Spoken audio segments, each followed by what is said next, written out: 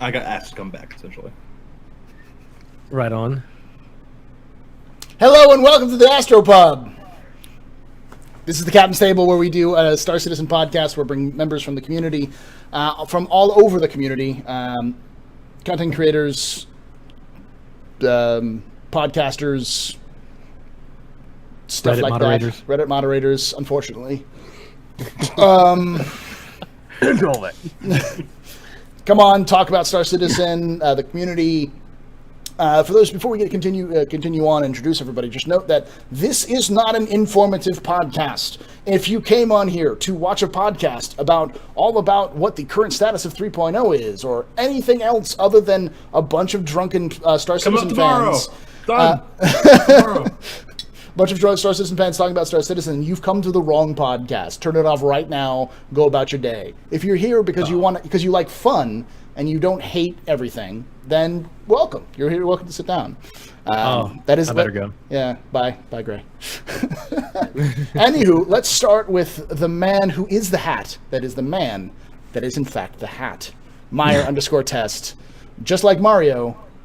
If you see that hat, that's actually Meyer. Doesn't matter if it's like a little dog walking down the street or like a giant, bodybuilder. That is in fact Meyer you're seeing if you see that hat on. See him run because he will like consume your soul and become like he'll wear your flesh, and it's fucked up. And he all he wants is coins. It's really fucked up.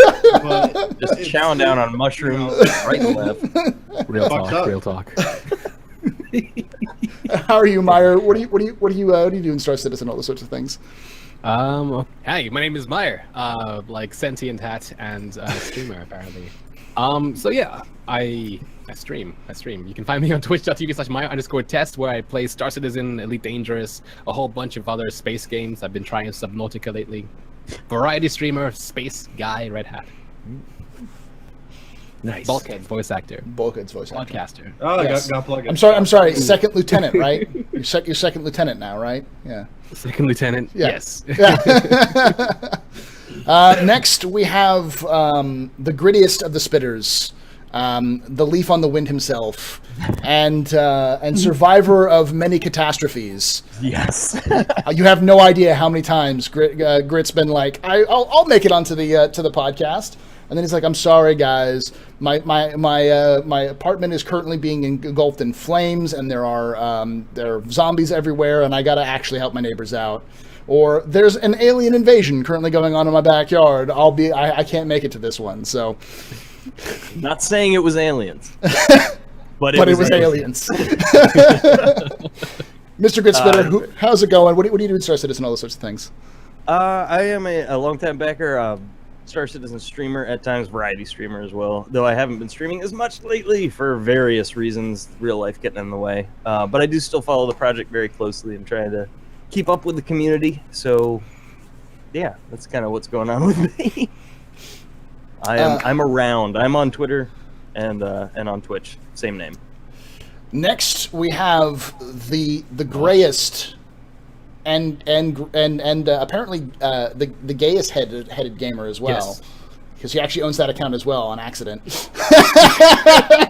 Look it up, twitch.tv/gayheadedgamer. Look at it, it's there. By accident.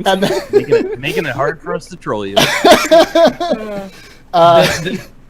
the better channel. that is the superior channel to all of us. Late Friday nights on Gay Headed Gamer.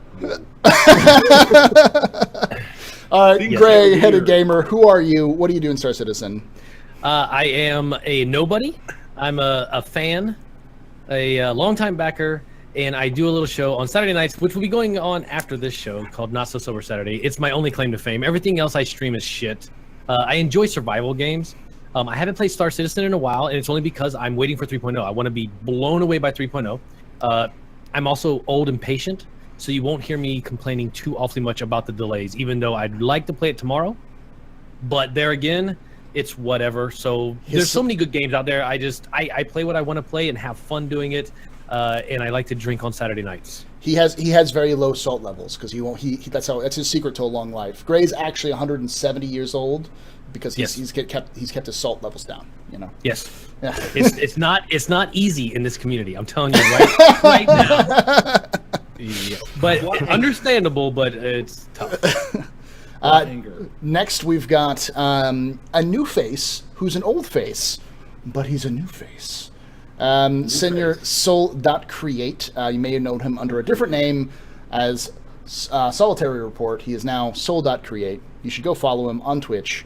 Soul.create. SOLDOT create. CREATE. For all sorts of Star Citizen shenanigans. But who are you? What do you do in Star Citizen? All sorts of things.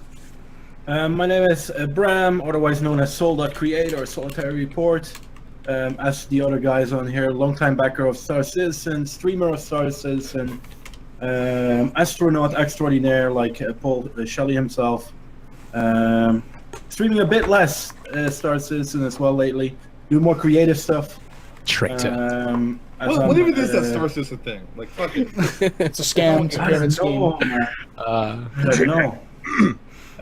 Streaming a lot more creative stuff lately, and I will be picking up my schedule a bit more, hopefully from next week, as all the things that I had on in IRL have cleared up a bit, so we can go on again. Then finally, and leastly, we have your favorite Star Citizen subreddit moderator, former Relay member and streamer, Senor Dovak. Papa Hi. Dovak. Go on, I'm Dovak. Oh. Yeah. Boo. You know where I'm at right now. I kind of like force my way into podcasts because I'm like, I showed up today and I was like, fuck, I got some beef to talk about. This seems like the best outlet, so here I am. I run the Star System Reddit. If you're banned, you deserved it. Fuck off. If you're not banned, you still deserve it, but I haven't gotten to you yet. I run. I have a Mishima series that Meyer, who is like up that way. He is a voice. He lends us his subpar voice skills.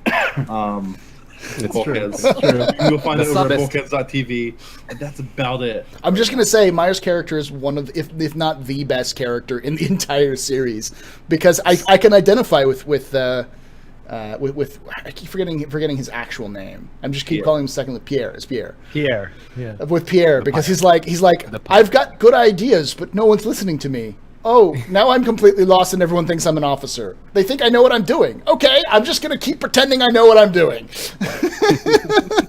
Yeah, Meyer's character, if you haven't been following along, is a pirate who has raided a Bengal under kind of duress and has kind of like reached the armory and being like, fuck this, and just put on a captain's uniform. And since everyone just treats him like he just has kind of enveloped into the crew, and just no one realizes he's not who he's supposed to be, and he's like quickly rising through the ranks to incompetence. When you lie on your application but still get the job. Yeah. So I'm like the only person that Dolvac has to treat right. Otherwise, It's gonna make you walk his plank, bro. I am deleting your credits from the book. That's a euphemism. Alrighty, so getting into the meat of the order, Star Citizen. Currently, this last ATV was really, really good in terms of seeing the MOBA glass.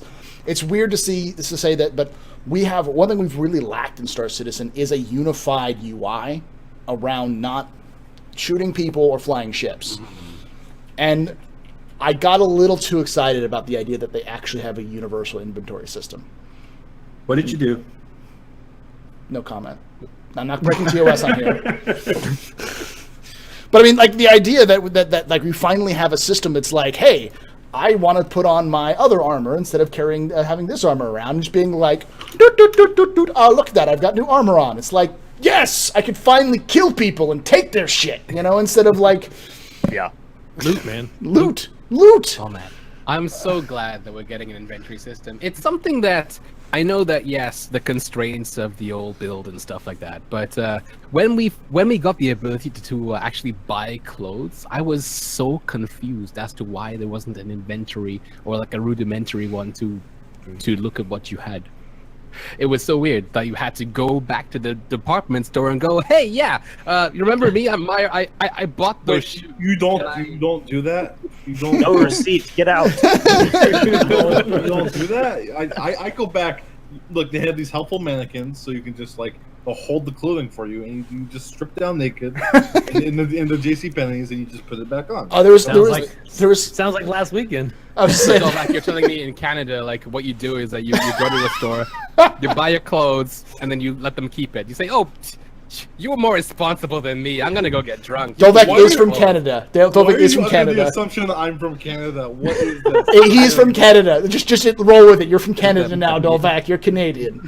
You have been It's adopted. The beard or the shirts? The shit behind you. Aren't you from Canada? He's I from think we had this conversation before. He's from, Don't live in Canada. It's that sucky, man. It's that sucky. It's okay. It's okay. He's the world's only other Dutch Canadian now. That's how this works now. Him I'm and like Gamble. hurt here. Like, Meyer is like a friend beyond like bulkhead stuff. But this is actually kind of like fucked up right now. Like, thanks, Meyer. So sensitive. So sensitive, Dolak. Ah. You hurt my feeling. That's right. What are Oh. those? He's from Tennessee. He's from a small, little known place called Chattanooga, Oh god. which is don't known for its fucking- choo-choos. Don't say its name. You'll invoke it. There we go. Go detox him. Go detox him. Sorry, detox him now. Alrighty. So, I don't know, because we really didn't get a lot of content. We're in the middle of that epic content drought we're going to be seeing until Gamescom. At least at Gamescom, they're going to probably show us some new stuff that we'll be able to talk about, but we're not going to see much of anything until 3.0 God, gets ready. we're gonna talk so much shit on this podcast. It's going to be. I'm just going to let Gray and Dovak just counterpoint each other the entire It's gonna day be- because that's what's going to be happening. Let's do it. I'll just be right in here. the middle. You know what's here's something that's kind of messed up though. Me being the super fan that I am, and I'm a glass half full guy. I always have been, and I always will be. I'm very optimistic. I always look at the bright side. Even guys like me, like right now, are just to the point. I'm not gonna say the breaking point, but it's to the point now where you put your hype levels so high for so long that you get so tired, and that's where I'm at right now. Yeah, Burnout. and it's not that I don't want the game any more than I did 6 months ago, because I do, but to constantly, I was seriously checking updates and forums and Discord and all this stuff all the time. I was just feeding on all this information, and now it's one of those things where I just got to the point where I'm like, well, you know what? It'll get here sooner or later. And like I said before the show, there's so much other good games out right now that I was really denying myself a lot of fun because I was so hardcore just sitting here. I have no doubts that it's going to be amazing when it does drop, especially since they have decided to optimize performance as well as just getting 3.0 out, which is to me, it's a double-edged sword. Alphas are not supposed to be optimized. I've tested alphas with white box assets. And Star Citizen has reached a certain level now where you can't do that. I was one of the first people to test Rust when it originally came out in its earliest alpha form, and half of the assets were white boxed. Yeah, We're and just that's placeholders. Yeah, Yeah. and that's an the alpha thing test. the thing is great. Like with the whole like, hey, we're gonna optimize the frame rate thing. Is that gonna be like a, oh shit, we have like 3 FPS if the server is maxed out, we have to optimize this frame rate to get it playable, or is that like a, hey, the frame rate's just like a 25, that's kind of shitty, let's see if we can get that up there. I don't really know what that is right now. I think a Neither lot do of I. honestly, I think what it is based on some of the comments I've heard, is that a lot of the stuff that's being worked on is going through a lot of the assets are getting added like to the network code stuff. It's not a blanket code where you just you make the code and it affects everything at once. Not everything is. Sometimes you have to go through and add individual aspects and how they react to the code and that kind of stuff. Again, I'm speaking my ass here because I don't actually know anything about this, but this is what I've gathered from what people have talked about. Well, I think part of what's going on there, and again, my best guess, but we all know that the reason we have pretty shitty frame rates in 2.6 and everything in Crusader is network bandwidth issues. And that's based on how many assets are being streamed to how many clients connected. And the fact is they have made a lot of improvements, which is why there's so much more content in 3.0. But I think they're essentially back to where that point was with what we had before, where it's at its breaking point, where it's so much content, and there have been improvements that allow that content, but it's right at that edge where it's just enough that even with the new improvements, we're basically back where we were before, that anything over 15 players is shit. It's the same thing. Well, I, for one, couldn't be more hyped. Yeah. And I have a small, and this is not substantiated at all, just a curious thought on my part, and I don't know why they wouldn't just say it if it is the case. But if you look at the schedule report for things like ongoing work for the network stuff, like object container streaming, which will help with that a lot, I almost feel like maybe they're stretching this out in the hopes that more of the network backend will come online before they push 3.0 out, because what they have right now just won't work. I had that same thought. I've had that thought for a long time, because even in their own schedule reports, they said 3.1 was going to get a lot of the object container streaming system, and I'm guessing that it's been delayed so long that at this point they're just kind of like, fuck it, let's just draw it out until we can actually get good FPS, because they're in kind of a damned if you do, damned if you don't situation, like as Gray said. Exactly. They either release it as an alpha with some bugs, probably sooner rather than later. The problem with that being that you're going to end up with a very 2.0 version 2 in terms of like a release, and a lot of people won't like it because a lot of people will treat this like a full release game at 3.0. However, if they delay it to add the more FPS, you're going to piss off everybody else, because you said, well, you said you were going to release this back in at the earliest June. If we were to believe the schedule reports entirely, it would be, June would be the earliest release. Now it's not going to be released until December. That's almost a 7-month delay, and so people get really salty about that. So they're in that shitty like middle zone where like they have to choose one or the other, and they're trying to choose both, which I think is a mistake. But go ahead, Dovac. Sorry, I didn't mean to talk about it. No, it's just like I would agree with you that like, hey, we're trying to cram more things in here. I think they definitely aren't doing that. I don't think the whole like delay thing is like an intentional thing at all. But I think I would think it would be if we weren't working on month 9 now of delay. That was kind of my point too. If it was about trying to optimize and get those new network tech in to make it work, then why wouldn't they just say that? Right. Exactly, and that comes around. I don't think it's the whole issue. But the core of this issue has not been the delay. It's never been the delay. It's never been the development. We expect it. It's always been the communication from CIG. That's been the problem, like the whole problem here. They have dropped the ball a few times. Several times. I mean, like this whole thing is a replay of the Star Marine fiasco. I'm going to call it fiasco because that's what it was. It was. Yeah. Can I throw out another thought on that? Or something I speculating on might be part of what's going on here.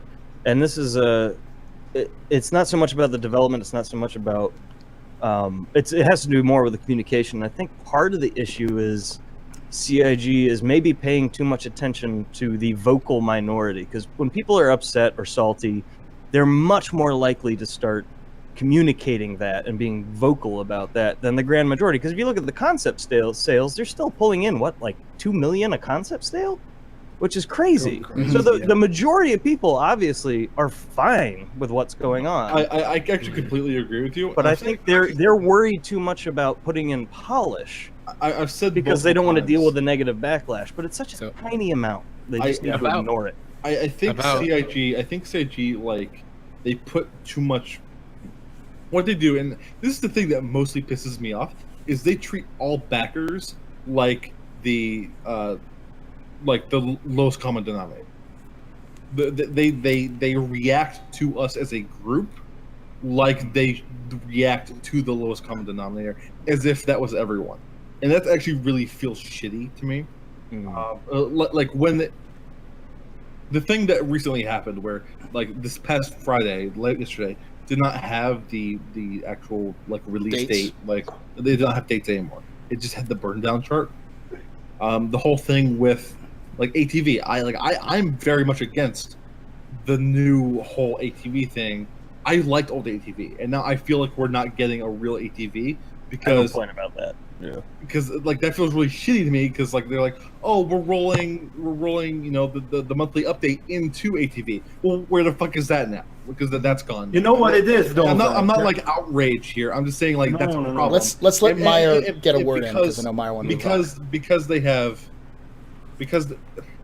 some people reacted and they're like, we're gonna remove the dates. They knee jerk because that lowest common denominator had that reaction, so they treat us that way, and that kind of feels that hurts.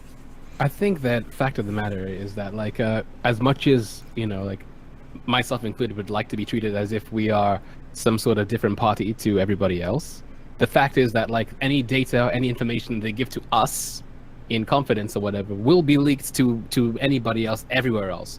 So it's more of a fact of the matter that the information that they wouldn't mind giving to us is information that may be damaging. I guess at this point, in development or whatever, like everybody is looking at a CIG right now. Gamescom is coming up soon. Gamescom is the world stage. So like and PC gamers knee deep in them right now. Yeah, exactly. So like they have to kind of hide their cards, I guess.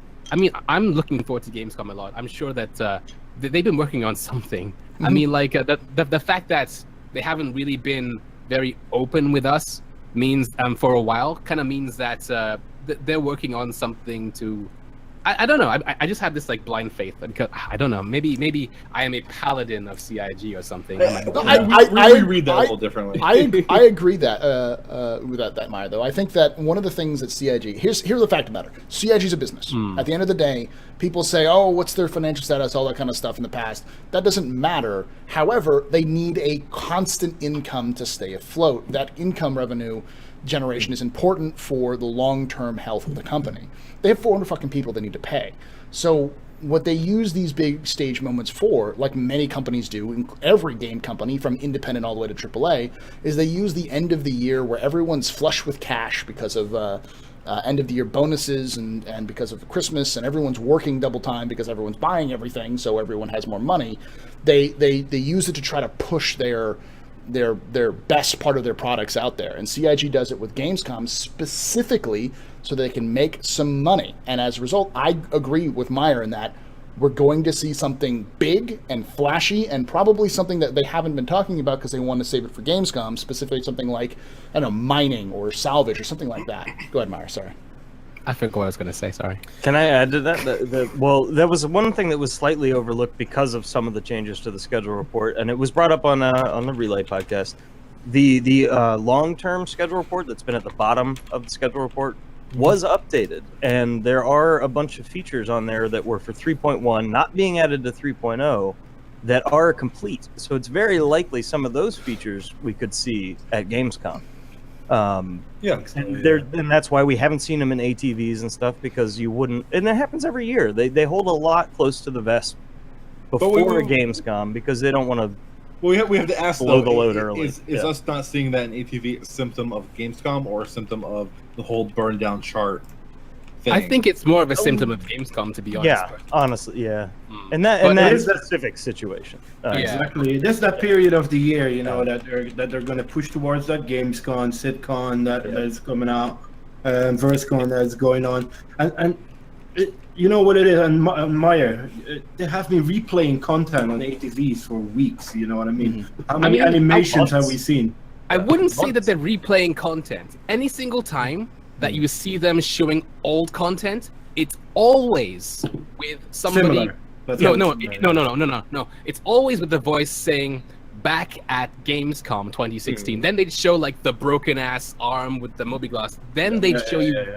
It's always the before and after thing. I've noticed that as well. Meyer is correct in saying that, like, and oftentimes they'll be like vocally they'll give you some new information, but they'll use like essentially what's like B-roll footage of something that like you recognize from like 3 months ago. That's just like generic planet walk around footage. And like, but it always be referring. However, I would agree that there has been a lot of like what is essentially just dicking around on planets for the past 8 months, which is kind of like on moons. It's been all 3.0, basically. Yeah. So you mentioned before that you didn't like the whole burn down ATV thing. I would argue that the last ATV has been more raw than most. I like it. So far. I don't dislike it. I don't dislike it. It was also the first one, so they had to do some lead in. It'll be really telling when we see next week how that goes. Personally, I don't hate it. It was introductory. It's more of a I mourn the loss of traditional ATV. I think there should be something alongside of it. I think it's a great addition. I just don't think it is a good replacement to the studio update because as it stands, we don't have a replacement for that minus like the whole monthly update. And so at the end of the day, it turns around the verse from a weekly update video. Here's what the studios are working on to a let's have a featurette. I do find. Yeah, but you know what? But times change. I mean, you can't do a studio report what they're working on because they're working on bugs. So now it's burned down. But all they're going back to it. I highly doubt that all 400 people or plus. And that's the thing. We know that they're working on 3.1 and 3.2. But also, it's kind of ironic, and I'm not salty about it, but it is kind of ironic because one of the reasons they stated to do this burn down was because they wanted to take the burden off the producers and everyone else. That usually did a monthly report segment. Yeah, keep them because they're working towards 3.0. But then what do we get? It's Aaron Kyron Davis doing a segment about what they're doing, which is essentially the exact same thing that he would have been doing if it was a studio update. Which it's kind of like, really? I mean, CIG has like used this like weird logic that when you think about this only work. Like the whole thing of them and they're not totally the same. The video that they put out after SystemCon last year, which was like essentially like the big apology for not having the Squadron 42 vertical slice, that whole like explanation thing, they've like gone back on the logic used in that video this year. Like they've doubled back. For instance, I almost guarantee you at CitizenCon this year, they'll show off a vertical slice of Squadron 42. Yep. Even though they said they would stop working on the vertical slice because it was a waste of money and time. But they've also confirmed that they are still doing it. Yeah. I think the best way to think about Squadron 42 at this point is that it doesn't exist until they show it to us. Like, I just believe it doesn't exist until they show it to us. Just whatever. It just doesn't. There's no use thinking about it because there's no. Why would you? There's no use speculating. It's been delayed so many times, it's been pushed back so many times. They've like refused to talk about it so much that it essentially to me does not exist until they start talking. The only issue I had with the burn down, and again, it was the first one, so it was more of an introductory thing. So it'll be really telling when we see next week's to actually see what the style is going to be. But a lot of what we did see in that, I was expecting it to be more about specifically blockers for why this isn't going to Evocati, and a lot of it was really kind of just bugs that would be expected to be in an Evocati build. It wasn't really like, this is why it's crashing. It was like, oh, this is why his arms turned into a spaghetti monster. That's not a blocker. That's not good, but it's not a blocker. There was a great one mentioned about the like an old PTU Evocati bug about how if you stepped on one single step or if you jumped on one single step in Grimhex, it would kill everyone in the map. See, something like that would make more sense. It was hilarious, and those kind of things happen all the time in PTU and ETF builds. And the stuff we saw again was not totally world shaking, but I'm guessing a lot of those blocker bugs have to do with frame rates, almost 100%. But also, how do you really crash on load? Crash on load. Because it would be a horrible segment if that's all they showed. So forgive me if I'm thinking of. What you're saying is like if these things aren't really blockers and they're more like ETF tier things that you're trying to fix, graphical glitches. Then in that case, what the fuck is the point of the ETF anymore if that's where we're at with this now? I mean, like. No, because there are blockers. I think they just weren't. It wasn't as focused on quote unquote blockers as much as just bugs. Right. Mm. And you know they can't show everything. Exactly. And they probably showed us the stuff that was more visual.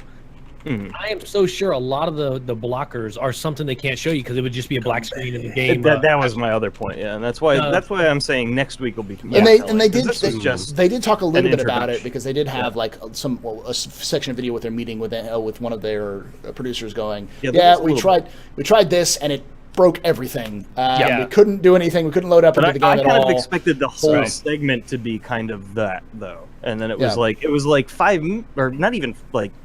40 seconds of that, and then a whole long stretch of just kind of bugs. Yep. So we have bug big- smashers for that. We have a lot of other things for that.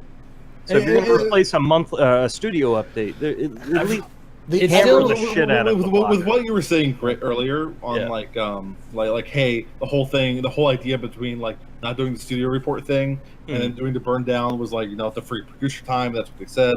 But then really they still use producer time anyway, so it doesn't really matter. Haven't you guys noticed that on the Friday episodes, there's a lot more footage than there was before? On the That's something I noticed the last time. One wasn't not this Friday, but the one before. We had a lot more footage. They were making a universe, weren't they? The last week. Yeah, the solar system. no, this last one was no. lore. Last one was lore. This week was lore. This 2 weeks week was ago lore. the I solar. mean the Friday night one, the Friday evening one. Last week we had the Austrian guy and the Polish guy that were sitting next to each other. Oh We yeah. had a bad joke, and they showed a lot more footage. They showed the rail gun, and that's something That I was immediately noticed. what was that? That was a town hall. Subscriber town That was hall. a subscription. Yeah, that was the Right. town hall. Yeah. Subscriber There's a lot town more halls. content in that. Oh no, I mean like I love the town halls. The town Commander- halls Everything are good. fantastic. The town halls are way more valuable than like RTV ever was. that's because they come up once a month, and so Yeah. there's a lot of stuff that they can put in there. In fact, I remember even seeing CIG employees watching that and going, "That's old.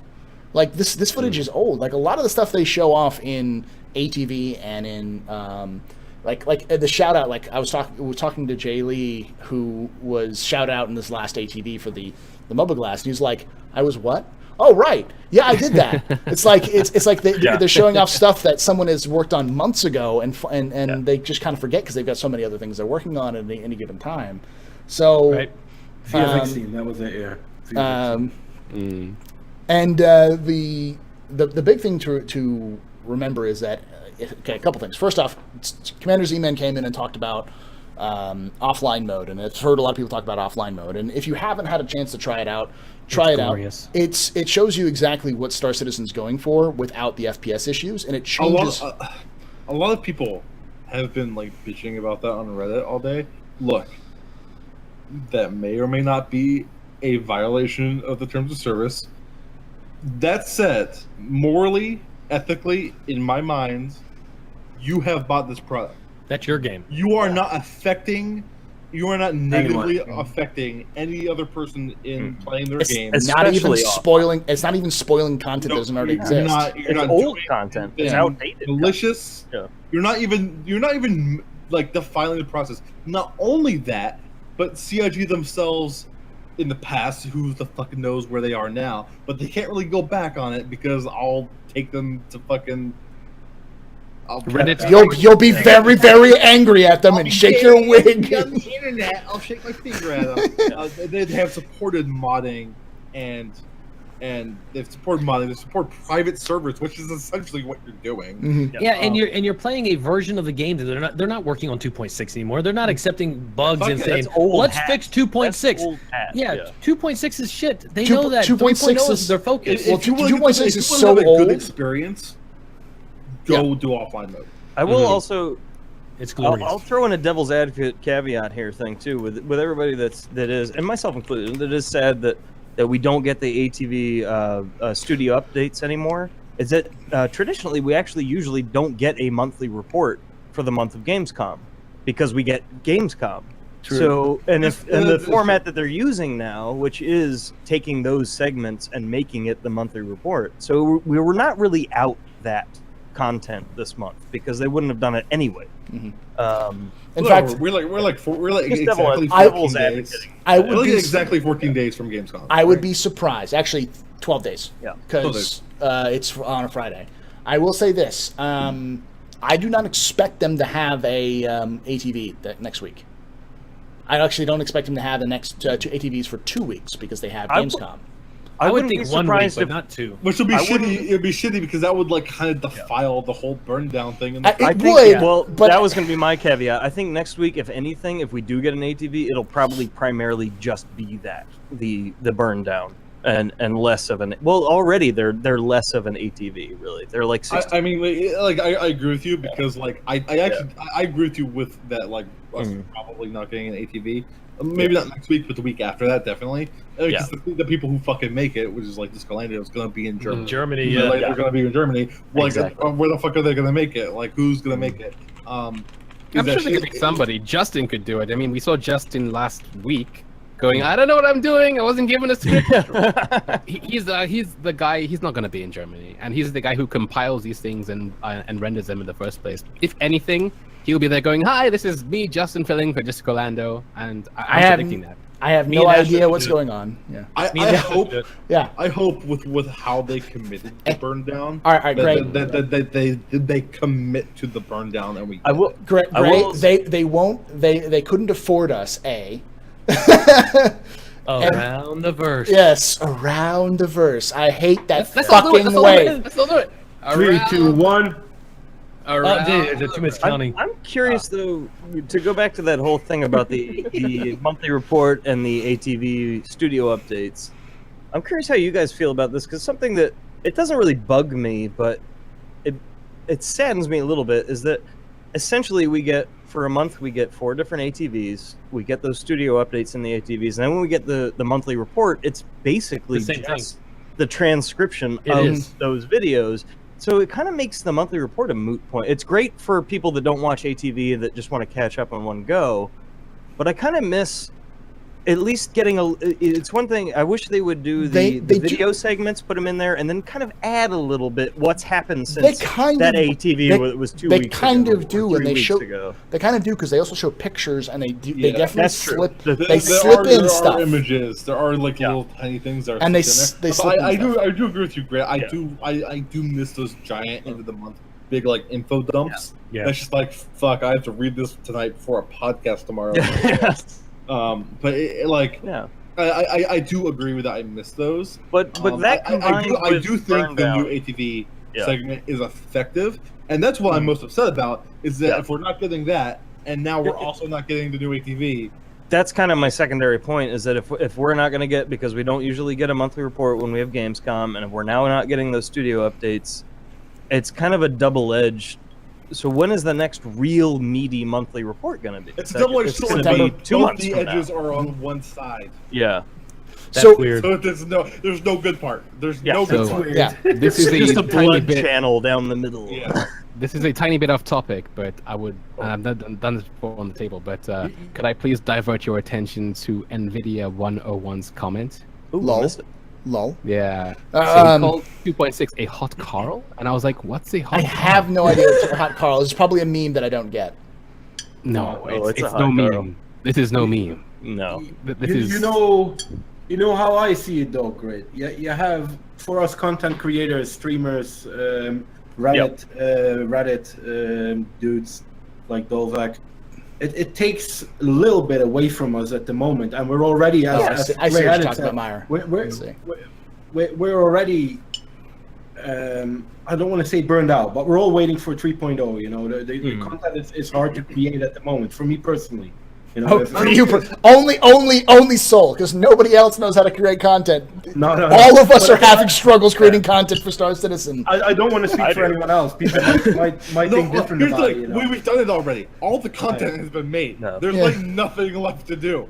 Exactly. It's really. And I think the ATV brought something in what we could still discuss, what we could talk about, you know, and it's taken that away a little bit. Yeah. That's how I feel. I can agree. Yep. Speak I for would love- yourself. I would I'm having like so to much see- fun. I would love to see them because we all know that all of this, the ATVs, the community team, all this stuff has been and still is an evolving, ongoing. What works, what doesn't. Let's adapt it and change it. I would love to see a show that's focused primarily for new backers, another one that's for older backers, Definitely. And That's me. Yeah. Like the issue with that is with like making an actual show for new backers is that you essentially have to remake the same show slightly updated every fucking week. Yeah, and I'm not saying it would be easy. That's my pipe dream, but I don't know how they would go about that. And also a small part of me also goes, fuck the new people, really. Like at the end of the day, fuck them. Well, that's where we enter the realm of content CIG creator. doesn't feel that way. I know CIG doesn't feel that way. Yeah. War bonds. Well, that's how you enter the realm of content creators and that weird gray area where we explain a lot. Yeah, sorry. Gray with an E, not an N. Cool. Though it is in Gray's area. We basically explain a lot of stuff to Ben's not here. I have to do the puns. Yeah. And hopefully Ben's doing better. But we end up having to explain a lot of stuff. While that's not our job, and we're not, we don't have to do that. We end up having to do that just because of the focus being much more, at least more recently, it's been geared a lot more towards new backer. Which I personally am kind of against. Yeah. It's all money. It feels condescending a little bit. It's not one big thing. Let me be clear with, I don't think CIG has made one big egregious mistake that has like tarnished old backers and just been rude. No, but it's the stacking up the referral program, which the war bonds. Just who are the ad geniuses that came up with that one?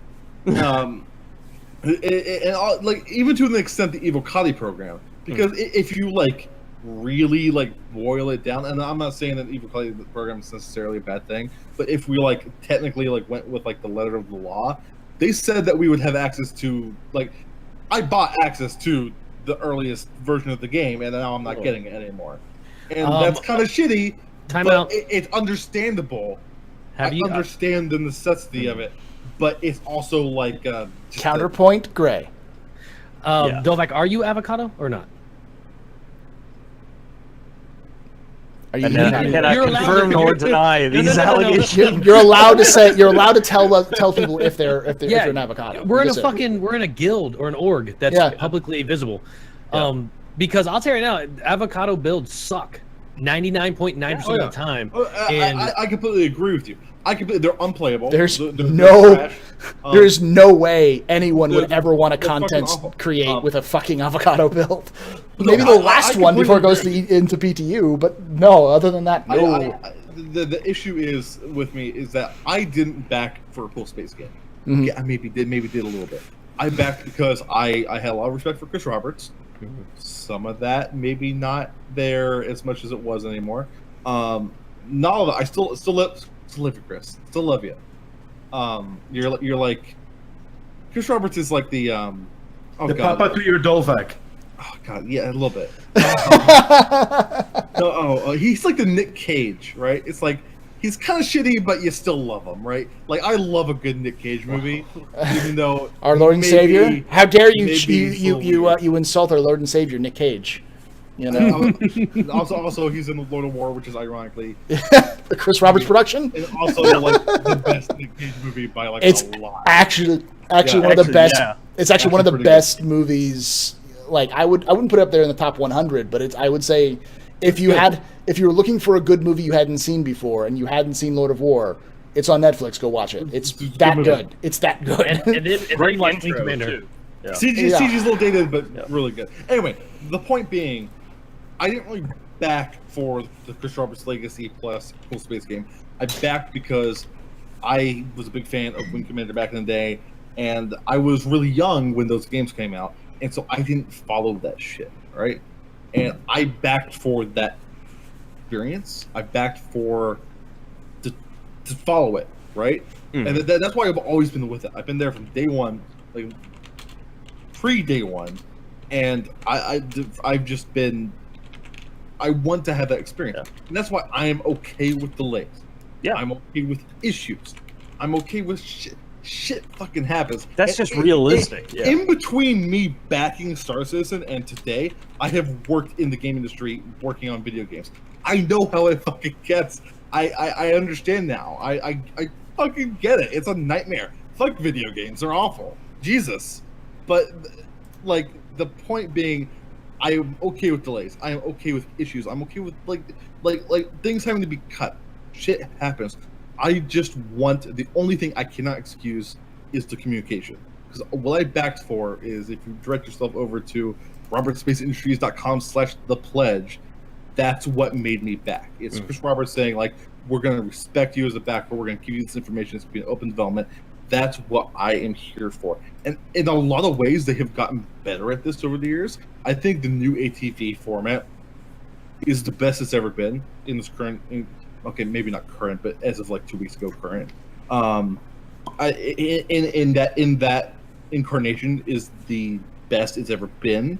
I think I really respect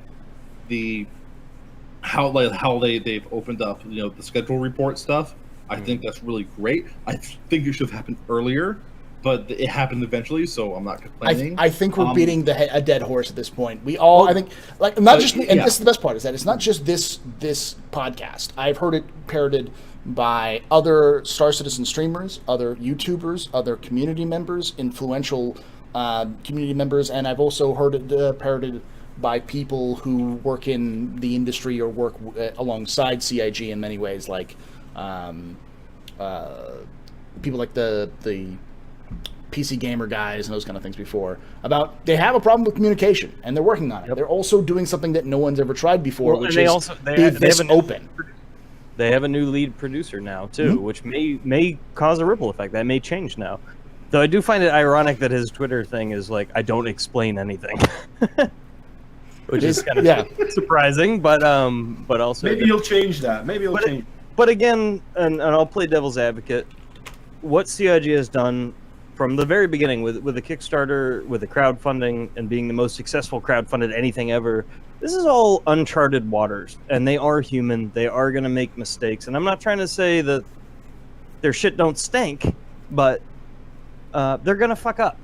It's going to happen, and that's why we're here to call them on their shit. And as long as it's not hostile, and again, I will bring it back to what I said earlier, my biggest issue is I think they are paying way too much attention to the negativity, because they know what they're making. They know the technology they're creating. We see it. We know it's happening. It's coming. It will work. It may take a little longer, but it's coming. So just ignore all that bullshit and keep talking to us, the backers that believe in you. I completely agree. And we can even be salty. We can be upset. We're also human. We can be upset when something takes long. Doesn't mean I'm getting a refund, or part of me out there talking shit. A refund. Yeah. Part of me just wants to. Part of me just wants to say. Yeah. Part of me wants to say CIG just say Chris Roberts step up and say, listen, y'all are complaining. This is my nuts. Yeah. You can suck them because this is my game. Go fuck yourself. Like that's if he had just said that, I would have just been not exactly that, but essentially that. I would have just been, yeah, I'm good. At least you have a goal, you have a design. You stepped up and said, sit the fuck down and let me work. I would have been okay with that. But the problem do you guys remember what Brian Chambers said a while back? I see the backers as my producer. Yeah, exactly. Yeah, and I think Brian Chambers saying that is a big thing, But then, I think most of CIG does. I think it's their PR. Again, it's the communication breakdown. Whoever's in charge of that is spending way too much time, or whoever they answer to, worrying about the negative feedback. Because so what if you get lambasted with negative feedback? Ignore it, because you know that the production, the development is still on track and working. And it eventually will prove itself out, even if it takes a while, even if people get salty and get bitter and have to wait. I'm there, and it sucks that it's been delayed. And I know that it's coming. Here's what everyone has to keep in mind too. Yeah. You're not going to make everyone happy ever. I don't give a fuck how much information they give us. First off, they give us more information than any game I've ever been involved with, and everyone wants more. Especially for AAA, and it's too good. I would honestly go okay if they step back and said we do ATV once a month, because a longer ATV once a month would be better than once a week. I would not fight that. Yeah. I wouldn't either. Right, Greg, and you gotta. It better be a damn good 2 hour. Go ahead, Greg. I was just gonna say, people, when they switched over to this new ATV, fucking amazing, loved it. Like Dovak was saying, great content. Now they're changing focus right now because they are hardcore on bug fixing. What is the first thing that happens? They fucking changed it, and I didn't get the fucking this studio update, but everything changed over. Now, if they change back, you're gonna have a group of people saying, "What the fuck? I want to burn down. I want to know where the bugs are at." You change it and add a few extras in, make them both a little shorter. Well, now it's too fucking short. And you're never gonna win. People on the internet are fucking cunts. Yeah, no, they hate everyone. 99% of you are cunts, and I'm one of them. I'm not gonna lie. Read YouTube comments. You will hate your life. And we all are at times. Yeah. Read YouTube comments or a popular stream. Like read the chat when Star Citizen's streaming, and you're like, I have lost faith in humanity. Like that. Yeah. It just happens. People are assholes because they want that Schadenfreude of seeing people fail or blow up, or want to be dicks and see people react to them. So. Yep. I would love for them to shut all the comments off. For them, they can't see nothing and just work on the goddamn game. Quit worrying about all these salty little pricks on the internet and just get the game done. If they can give us more information, I'm happy to receive it. If they can't, accept the fact that they're fucking busy and let them finish this damn build. I want 3.0. Or honestly, I would be fine with them, a producer sitting down and saying, "Listen, we have a bunch of shit we're working on, but and quite honestly, if it is a case of we're deflecting because we don't want to deal with the negative feedback, then say, hey, we're reeling it in because there's too much negative feedback, and whether or not we need to acknowledge that, it is affecting our developers. They see it. They have to deal with that because of the nature of how open this project is, and these are people that aren't normally used to being in an open environment. And I'm not talking about like the producers, like the people they want to bring on to the segments, the developers, the artists. I think that's the biggest impact. Yeah, that's the biggest impact. Just say it. Hey, there's a bunch of shitty people out there. We know the majority of you are cool with it, but it's causing problem. So but it's like we're reeling it in. It's like any other company, Grit. It's what you see everywhere. You only see the negative shit on the internet. Nobody's gonna. Not a lot of people are going to say, "Oh, they're doing this." Well, we do it as content creators. But we also give constructive criticism when it's not good, and it's constructive criticism. It's not But I don't think shit. I don't think there's much constructive criticism that can be leveled in terms of game design. At this point, most of the game design, even the people I know who are really hardcore critics of how Star Citizen plays, they understand if a dev says, "Yo, we may change this in the future. It's an alpha. We're just trying to get this stuff out there so we can get the baseline down there." Most people go, beta is probably a better place to try to mess with this kind of stuff. I think where we're at with this discussion now is that CIG needs to dab on their haters, and they are not currently dabbing on their haters. They need to dab on their haters. I'll throw in another thing. I'm so sorry if you're watching. Meyer didn't dab. Why did Meyer not dab? Meyer, we are not moving on this podcast until you dab on this stream. I'm gonna regret this because I forget. I'm so sorry if you're in chat. If you're watching, I can't remember your name. But there is a backer who's been doing these great YouTube videos. They're called Spectrum Breakdowns, and they're about conversations with developers on Spectrum. I wouldn't mind seeing that. I would rather almost see that than the burn down segment. Yo, that's the Ask the Devs, yeah.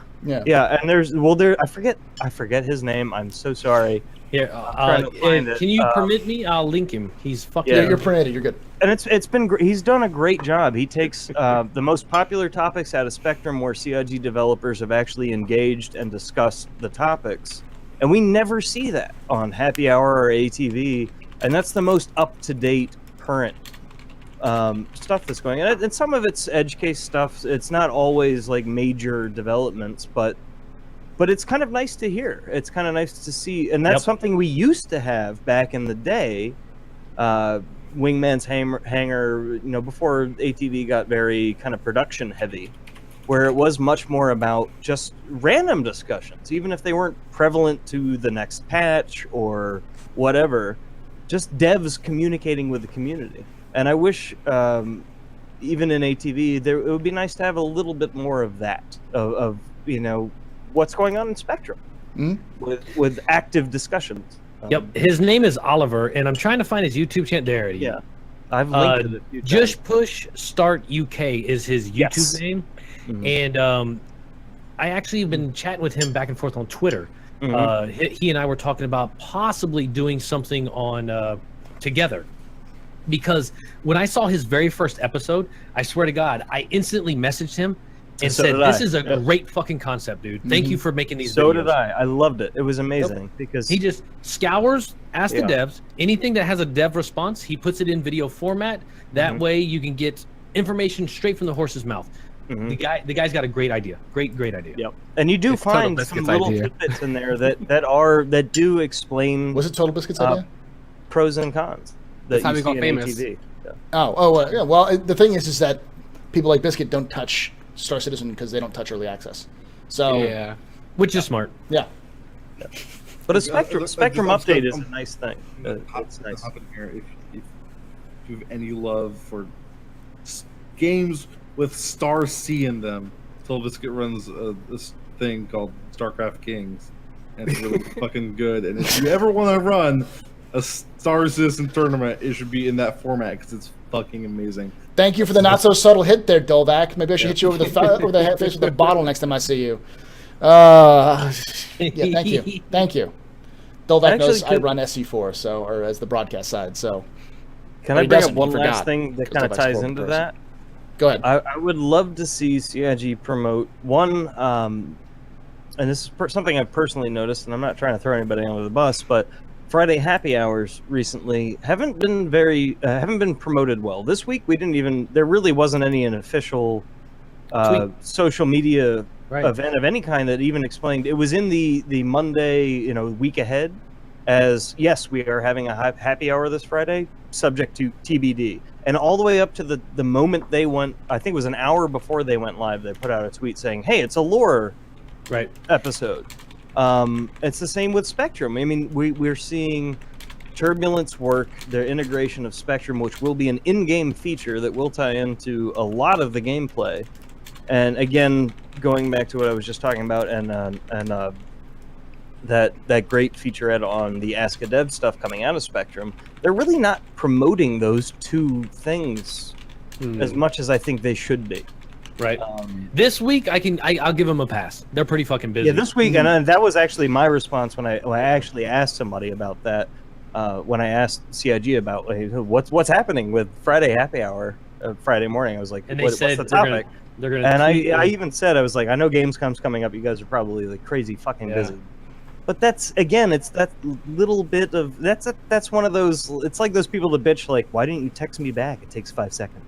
Like, sound like my wife. You put out a tweet. There's a Friday happy hour. Put it out there because it's beneficial to them. When there is a bunch of salt about changes to ATV and stuff, put that out there. Say, hey, there's this is happening still. Let people know. If you wait till the last minute, especially when you're only promoting it through Twitter and you only really put out a tweet either an hour before or the minute it goes live, most people aren't going to catch that for when it's live. And it doesn't help anything. And it's such a minimal thing that it's worth doing. Why didn't you text me back, Grant? Why? I was busy. He wants to There see were aliens and my house caught on fire. Grit, we want to see your phone, Grit. Are you texting Gray instead of me, Grit? Is that what it is? Yeah, that's what it is. Oh, here it goes. Yeah. So on more positive news, I think the general consensus that I've seen, and I personally have at least, is that the burn down segment is good, and it's a better estimate for us to have to like understand expectations, because they went from having like 90 last week and they have 83 this week, so they got 7 or 8 done. I thought it was 70 something. No, the last one was at 81 or 83 or something like that. If you have to look it up, but there was more than they said at on ATV, like the actual estimate. So, and of course, it's 2 steps forward, 1 step back, but you're still moving forward. It's just it's slowly. progress. It's just painfully slow progress. And that's and we can't really tell if that's going to be traditional, typical. We also, as everyone knows who's ever dealt with issues in terms of like bugs, sometimes a bug can haunt you for months or years, and you can never chase it down. And sometimes a bug will last a day or less than a day. Or sometimes you could be like banging your head against the wall and everyone looks at it and it's that one dude who's like in art, across the office, who looks up and goes, "Have you tried that?" And it suddenly fixes all the bugs for you magically and miraculously, because that's how code is. It's part magic, part talent, part science. Especially when it's unknown tech that it's really done for the first time. So we don't know really, realistically, when this will release, so it makes sense to remove the dates. I think that was the thing. I think it caused more of a shitstorm because people like, Star Marine 2.0, it's Star Marine again, which people lose their shit over. It will trend downward because the very nature of the whole thing is bug fixing, and then once you're not adding anything else to it, while you may still create new bugs, if you're not adding new... for a later build, though, you know what I mean? I'm so glad I didn't say weeks. It will trend. It will trend downward. You might create. Sometimes you might create more bugs than you fix, but as you continue that process, you will. That the whole nature of that process is that you will eventually start fixing more than are created because there's nothing new being added in. No, the thing is, otherwise you'd never have. They are actively adding new things, though. That's the problem. That's the only caveat. The only thing that they said they were adding in the schedule was this new. It was volumetric fog tech. Oh, I expect that can create any number of bugs. It breaks everything, man. But don't forget, they also mentioned the whole like shitboarding thing. Yeah, go ahead, Greg. They have not locked down the build. They said that out loud, that the build has not been locked down. Oh, really? Okay. Yeah, that changes everything. Yeah, that has me worried. It's still in the dev branch. They haven't locked it down. They still have to separate it, give us what we're going to get, and they keep whatever they're going to keep on the dev build. So until they actually lock this shit down, they could fix 50 bugs a day and have 75 more added tomorrow. This brings up another thing that I would love to hear your guys' opinion on. When it comes to them taking out the Evocati and PTU dates and putting the live date, I honestly wish it was the reverse, that they got rid of the live estimated date and put the Evocati estimated date, because a lot is going to depend on that Evocati build. Because right now what we're seeing are the internal dev test build blockers. Once it goes to Evocati, it could create, that's when you have external clients connecting to the servers that can create any number of new blockers. And a lot of what comes with PTU and the live release date depends on that, because the Evocati could get it and it's, surprise, it's not that bad. There's a handful of bugs that takes a week, or it could take 2 months. Or anywhere in between. Here's the problem. The issue is like generally once you have one of those dates, you have the other two. Yeah. But I think they should focus on, also if the community knows that, because most of the community knows that the nature of Evocati and the nature of PTU, most of the older community. But when you only put the live date on, everybody's going to expect that live date. If you put the Evocati date, most people will know, okay, that's when it goes into that NDA testing. Anything could happen. But when you take that out and only have the live estimated date, which I don't think changed, isn't it still listed as September 8th? But yet they're having these burn downs where EKD, Eric Davis, is describing how, there's weeks involved in this. And again, these are blockers to go to Evocati. Well, when he said weeks, though, to go to live. When he said weeks, though, he was talking about bug fixing, not specifically what's That's going true. To that is true. So, and that's the fact. When he goes to PTU, they're going to be fixing bugs. Even when he goes live, they're going to be fixing bugs for months. Oh, of course. I guarantee you the 3.0 But again, burn down's supposed to be about blockers, not bugs. Yeah. Well, it depends, because some of the bugs that, like the difficult bugs, may add to the blockers. Simply like the reason, like this one asset's loading in weird, which is causing stress on the server, which causes PT or the frame rates to drop overall. So it's hard to judge that. My point with bringing the whole thing up was that it's giving us a better idea of saying, listen, this is going to take a while to fix, and it's going to be longer than you hope for. But at least they're trying. At least my point of view, at least they're trying to say, listen, this stuff is important. I've had some people who've been saying like, oh, the dates are completely superfluous, or this is just random numbers on a screen, they don't mean anything. And I personally, if you think that, then you've lost all faith in everything. Because if you're that jaded, then aliens live in the center of the moon. Sandy is actually reptilian, and but again, people need to realize, and this needs to be much more solidly put forth in these burn down segments, is that these are about blockers to go to Evocati. These are not blockers to go to PTU, not blockers to go to live. These are blockers to go to Evocati. Now, I think they're also being a lot more strict on this one than they would normally because 3.0 is a huge milestone for them. And they know they have to get the FPS to be smooth. They have to get everything. Basically, this has to be a mini launch of the game because everything beyond this, if this does well, can be buggy or problematic. But this cannot be. I think that's their mismatch. What's that? Are we going to get Delta Patcher 3.0? Yeah, we are, right? We are. That is the plan. Let's say 3.0, 3.1, I don't know when. If we have that Delta Patcher, bug fixing can be done, can be updated on a weekly basis. It might be a 100 MB patch, it might be 500 MB patch, it might be a 2 MB patch, you know what I mean?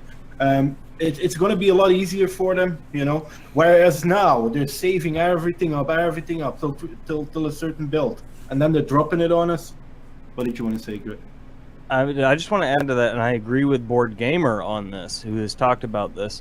The issue with that, and because I'm a big fan, I cannot wait for Delta Patcher, but the issue is we actually haven't heard how they intend to use it.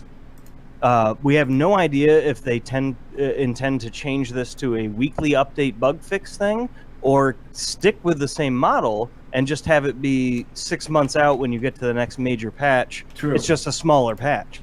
We haven't heard about that. I agree. And that is something that really bugs me. That's something that needs to be known, and that's something that I hope they talk about. And it might be something that they are wanting to unveil at Gamescom. This is one thing that was actually spoken about in a Twitch chat that I was part of last Sunday on the base radio. Who was it? Sherman came on, and Sherman said specifically they still have to lock down the code for any patch they deliver. They still have to go through the same process. So it may not be as fast as people would like to if they were going to be doing it. We're not talking about like once a day patches. We may not even be talking about once a week patches. We may be talking about maybe a monthly patch or a bi-monthly patch of like small additions and stuff like that and hot fixes. Well, it's also a financial thing because if they are having to pay for that bandwidth, even if you have this is why I would love them to talk about it, because there may be a legitimate reason to not do a weekly thing if it is the fact that part of the reason we don't get those now because it is a major patch and they have to pay for the bandwidth and the data transfer, and that's why they like to roll it all into one big thing that it's several months and then we get it all at once. Even with the Delta Patcher, it may mathematically work out that if they did weekly patches, just the amount of changes it could even be more expensive that way than to do it all at once with a Delta Patcher in a big release. But we don't know. So I would love to hear more about their intentions on how they would like to utilize this, or how they would like to utilize it but can't right now until they get to X or Y happen. Right. And the deal is we don't know anything.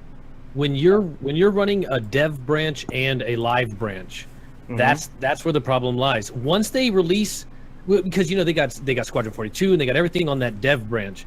Once the game is more to the point where it's, I'll say soft release, then that's when the updates will start rolling much, much quicker. But yeah, like right now, having to lock down a branch, go through, recompile a brand new live build and all that, it does seem counterintuitive to release. I would love to see weekly patches. That would be great. I would too, but there may be a legitimate reason they can't even with that absolutely. But at least talk about it. Tell us. Right. What you're saying is like once we start getting systems locked down, and they can actively add things to Star System without breaking insane systems in the game. Yeah, shit's easy. Like, and that's the whole point of ATVs and studio updates. We're supposed they should be telling us these things. I can almost guarantee you that they have the vast, like, when you think about the writers at CIG. CIG employs a staff of writers. What the fuck do you think those guys are doing all day? They're writing missions, right? And characters. And the most just, recent like, happy hour, missions- they talked about they have Yeah, what was and- like and so- several like- thousand pages of people lore and people have this missions. concept. People have this idea that like oh my god, it's taken so long for like Stanton. Like we're not even close to having like a third of Stanton done. Even with 3.0 out, it's not even like a third of it. But like how the fuck are we gonna get to the point? How how are we gonna get all these other systems out in like a reasonable time frame? Because even if they start doing like a system a month, that's still like 10 years to get 100 systems. I almost guarantee you that the majority of that stuff is already semi-done in no form. It's not. Is it in game? No. Is it in engine? No. Is it planned? Yes. And that planning is what will make that go much smoother because you don't have to have like a base of like, oh my god, we have to like figure out what this plant should look like. There's already like a fucking 4-page design document of some writer wrote being like, this needs to look exactly like this. These mountain ranges are here, done. And have you seen like some of the editing tools they have for plants? At some point, you can start throwing a plant a day together. It's like you can start getting there. Like you spend a weekend on like a system for That's a the small pipelines, group right? of people. And like when they have those tools, a lot of stuff is done. And then like once they have like all these tools that allow them to like generate these AI, and once all that nightmare is finished, we're still not there yet. They can just start throwing stuff in and they're done. It's like it's mostly just like plug and play at some point. One of the things, But Yeah. the thing is, we need to bring this back around to the real topic here, which is Sandy Gardner is a lizard person. oh god damn it. Go back. my Go my mod- my go whole mod yourself on my Reddit. my whole point about that whole damn thing is that at a certain point, if you believe that what CIG is saying is nothing but lies or all falsehoods, then you'll literally believe anything. Because at a certain point, it's like there's the proof, the burden of proof is so high for you that anything that is like, it's the same problem that you see with people who believe in conspiracy theories. There is no proof against that fact, so they take it as truth, and anything that somebody else says, because they lied once, they don't believe it at all because they're in a authority or whatever. It comes down to like a thing where like, okay, Chris Roberts got on stage, he said something at CitizenCon 2016 that was not true. So there's two options, two paths we can go down here. Chris Roberts was lying. Chris Roberts thought he was telling the truth and just had wrong information, right? These are our two paths we can go down, right? It's intentional or unintentional, right? Untruth was said. Now we got to figure out what happened there, right? It's literally impossible to prove it either way, so why fucking bother? There's no way. Why would we even bother? There's so much other shit we could be talking about that there's like all these other legitimate issues we could actually talk about that there's no reason to like, oh yeah, let's go have a conversation about Sandy Gardner's fucking degrees again. Like what the fuck? Like let's. Who cares? That's exactly my issue so with much all this. beef with how criticism of CIG gets tangled up in these non-issues. And that's exactly my issue right now, is that I think they're paying way too much attention to the non-issues, to the vocal minority. And we all know, even they know, the game is going to happen. Whether it's a year out, 2 years out, 5 years out, 10 years out, whatever. It's going to happen. We all know that. It's really just down to they need to stop pandering or worrying, whatever it is, or even talk. I would love to see Chris, Tony, and Aaron Roberts sit down on a town hall where it's not about taking questions from the community. I would love to see an hour, 2 hour town hall where you have all the fucking leads of the studios, post Gamescom, post all the stressful events, where they just talk about whatever Hey, I'm just frustrates them as human beings, whatever frustrates them as developers, and whatever. Just talk about the project. Just talk about the things they love, the things they are frustrated with. Just put Tony Z, Brian Chambers, and Sean Sean Tracy in a room and lock and Aaron Roberts and lock the door and just let them on with a live camera. Just record the whole thing. 2 hours, 4 hours, whatever, and we would learn. We would learn everything we'd ever want to know about Star Citizen, plans, possibilities, everything. But my point is, I think they are way too worried about the feedback when The fact is, they have the money. They are a company. They are a business. They have the staff. They are continuing to add staff. They are going to make the product they want to make. Period. It's going to happen. They have the funding. So they need to stop worrying about all the bullshit and just put out whatever they want to put out and not worry about the feedback. They worry too much about the feedback. Now we're back to beating a dead horse about the feedback. We're beating a dead horse about this. Started with the golf swing thing. And they just needed to just ignore it. One thing to close this whole thing down, for all the people that are hating on Star Citizen, you're dealing with a fucking persistence man life dream. He's going to fulfill this life dream. This game is going to be there. If you want it or not, it will be there eventually. This man is Aaron Roberts is associated with the project. It'll happen. It's not a matter. Go ahead. We'll get there. Go ahead, Meyer. Sorry about that. Yeah. I forgot what I was gonna say again. Let Meyer think for a moment. No, basically, I was gonna say that. So if everyone's saying that, there you go. There you go. What? For what everyone is saying, basically, about like why is 3.0 not yet? Why do they keep pushing it back? Why is this? Why is that? Well, again, and I think I said it before, but I'll say it again. Well, Gamescom and it is CIG's world stage. Anything that they want to like release and they want to show people, they'll show it there. If it doesn't come out by Gamescom, then they'll show us some other time. But right now, they have to hunker down. They have to make sure that whatever they're doing is good. If 3.0 is trash, if there's some, even if it's not, make or break, even if it's not 100% trash, even if it is that there are only a few glaring bugs, going spaghetti sometimes, then can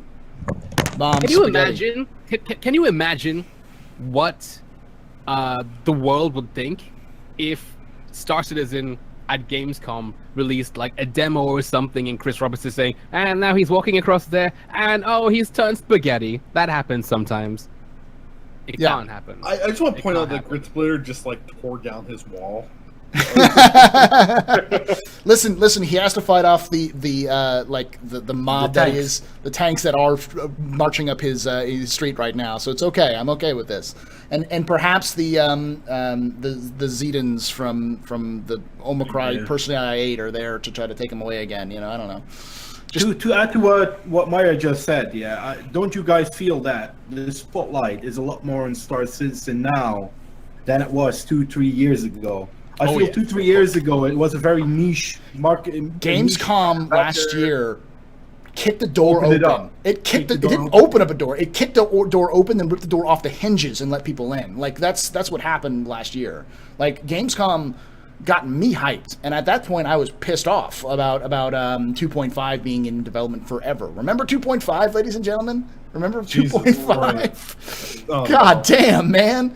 2.5 was dead, played to death, which is why 2.6, even though it didn't add a huge amount of content, was such an amazing experience for us because we had something else other than go to Korea and fight each other for the 9,945th time, 2.5 was horrible. 2.6 is getting to that level too, but Gamescom was a great kind of beacon for that. Now, I'm going to move on because we had a lot of good discussions, and now we have to get to the question and answer portion of this. How to explain this? We're not CIG developers, not at all, but we'll pretend to be it if you ask us official CIG questions, and we'll answer them in official CIG ways. And you can run to the forums and all of the official places. All right, so let's go to the subreddit. Go to the subreddit. Go to the subreddit. Okay. Post on the subreddit that Sandy aliens. They landed at Area 51, and there's so they love to hear all about how CIG Papadovac and CIG Gray-Headed Gamer there's two say tiers things. of lizard people. There's like a slave caste and like a leader caste, and there's like the gray lizard people, and they live underground, and there's like the slave caste or like the manual. Fucking kill me now. I muted him. Yes, shoot me. He doesn't know I muted him yet. Oh, that's beautiful. Blah blah blah blah blah blah blah blah blah blah blah blah. I think he just figured it out.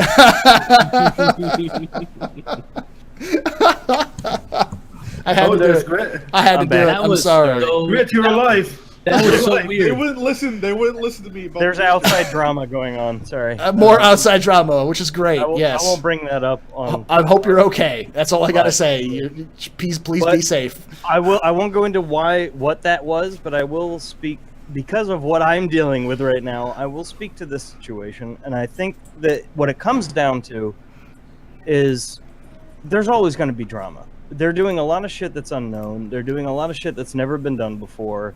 There's always going to be negative feedback. There's going to be, and it's also more rare, like we talked about before, that you get positive feedback. More people are likely to give feedback when they're bitchy, angry, salty, whatever, than when they're positive. And really what it comes down to is constructive feedback. We can be salty, we can be angry, we can hate one thing, love another thing, but they're learning from us, we're learning from them, and what it really comes down to is just being constructive about it all. And the more constructive feedback they get, the better they can respond to us. And the only issue, and I've said this multiple times now, they just need to focus on the positive and less on the negative in terms of communication. Before we switch gears to our question and answer, can I be just the one to bring up that it looked like Grit Splitter walked behind you and then into his camera fucking feed, and it totally just fucking weirded me out. Sorry. I don't know who walked behind you. It was Cam. It was my wife. Oh, Cam. okay. Right. That was at the exact time she walked by.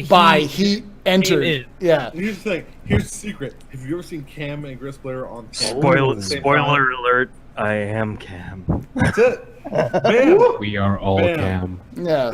That's where we are. We're back to gay-headed gamer. This is it comes full circle. Illuminati everywhere. All right. So, in terms of the question and answer session, Sorry to just walk into that. ask whatever the fuck you want to ask. If it's dumb, we'll answer it, and we'll be really brutal about it. Don't ask stupid questions. There are such things as stupid questions. You ask them, we'll make fun of you, and you'll get ripped apart. There's also some questions where I just straight up won't answer. So if you ask a question that's like, quite frankly, dumb, so dumb that like it would hurt my viewers' IQ levels for me to read it out, then I'm not answering it. But you can ask questions to myself, to the whole cast, individual cast members, and like I said, you can ask official CIG questions. We don't know those answers, but we'll pretend we do. So, and just remember that the subtitle of the captain's table is always, we don't know shit. So If we don't know, the answer is yes. No questions for Grit Spitter at the moment. no, Grit Sitter is dealing with the zombie alien apocalypse right now. Zombie, so, yeah, exactly. They're like even shittier because like they don't even have like cool uniforms. No. So it's like they got nothing going on for them. Sorry. It's all right. No, we understand you're dealing with the zombie alien apocalypse. So Yeah. I won't go into it, but just so anybody knows, if you're curious, I live in Charlottesville, Virginia. yeah. That's all I'm going to say. Alrighty, so let me see if I freaking. All right, there we go. Now I can do this. Virginia has nice fish. Charlottesville, Virginia is a very nice place to visit if you ever get. We got some lovely largemouth bass. Yeah. I was in Virginia once. I went to Virginia Beach.